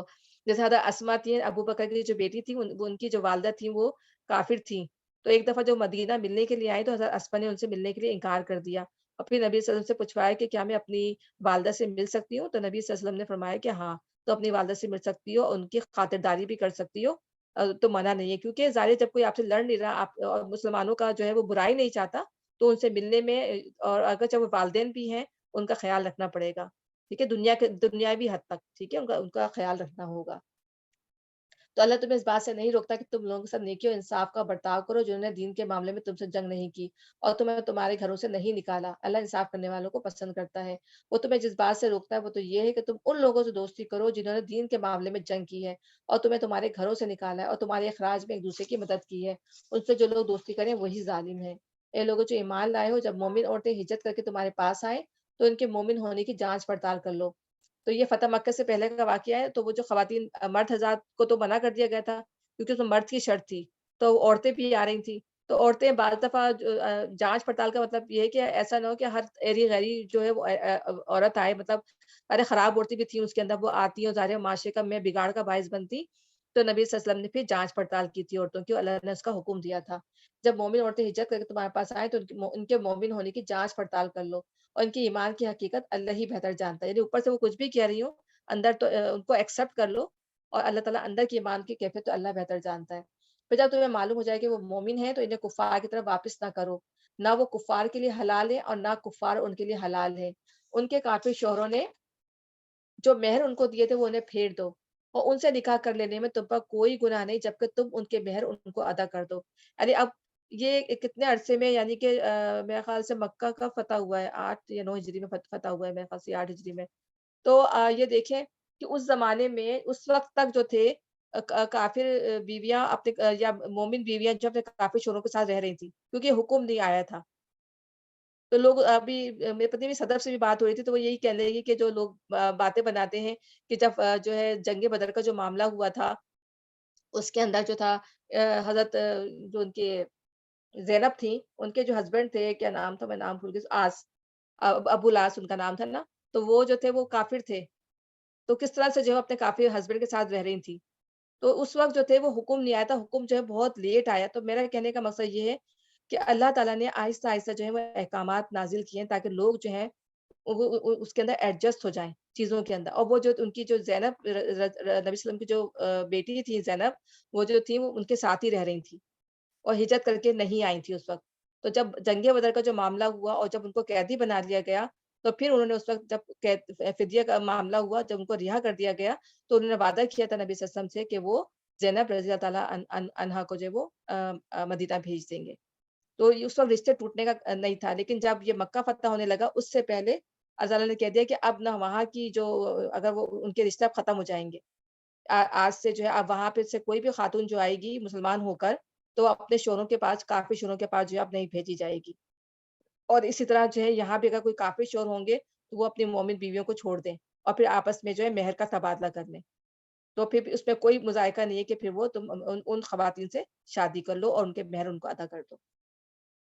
وہ انہیں پھیر دو، ان سے نکاح کر لینے میں تم پر کوئی گناہ نہیں، جبکہ تم ان کے مہر ان کو ادا کر دو. اور تم خود بھی کافر عورتوں کو اپنے نکاح میں نہ روکے رہو. جو مہر تم نے اپنے کافر بیویوں کو دیے تھے وہ تم واپس مانگ لو، اور جو مہر کافروں نے اپنے مسلمان بیویوں کو دیے تھے انہیں وہ واپس مانگ لیں. یہ اللہ کا حکم ہے، وہ تمہارے درمیان فیصلہ کرتا ہے، اور اللہ علیم و حکیم ہے. اور اگر تمہاری کافر بیویوں کے مہروں میں سے کچھ تمہیں کفار سے واپس نہ ملے اور پھر تمہاری نوبت آئے، تو جن لوگوں کی بیویاں ادھر رہ گئی ہیں ان کو اتنی رقم ادا کر دو جو ان کے دیے ہوئے مہروں کے برابر ہو، یعنی آپس میں ایکسچینج کر لو اس طریقے سے. اور اس اللہ سے ڈرتے ہو جس پر تم ایمان لائے ہو. اے نبی صلی اللہ علیہ وسلم، جب تمہارے پاس مومن عورتیں بیعت کرنے کے لیے آئیں اور اس بات کا عہد کریں کہ وہ اللہ کے ساتھ کسی چیز کو شریک نہ کریں گی، چوری نہ کریں گی، زنا نہیں کریں گی، اپنی اولاد کو قتل نہ کریں گی، نہیں ابورشن وغیرہ اس طرح کا جو بھی معاملات ہوں، اور اپنے ہاتھ پاؤں، کیا ہوتا تھا کہ جو پیگنینسی کو چھپا لیتی تھی، جیسے شوہر بتاتی نہیں تھی شوہروں کو، اور پھر اس کے بعد جو تھی وہ اسقاط حمل کروا لیا کرتی تھی.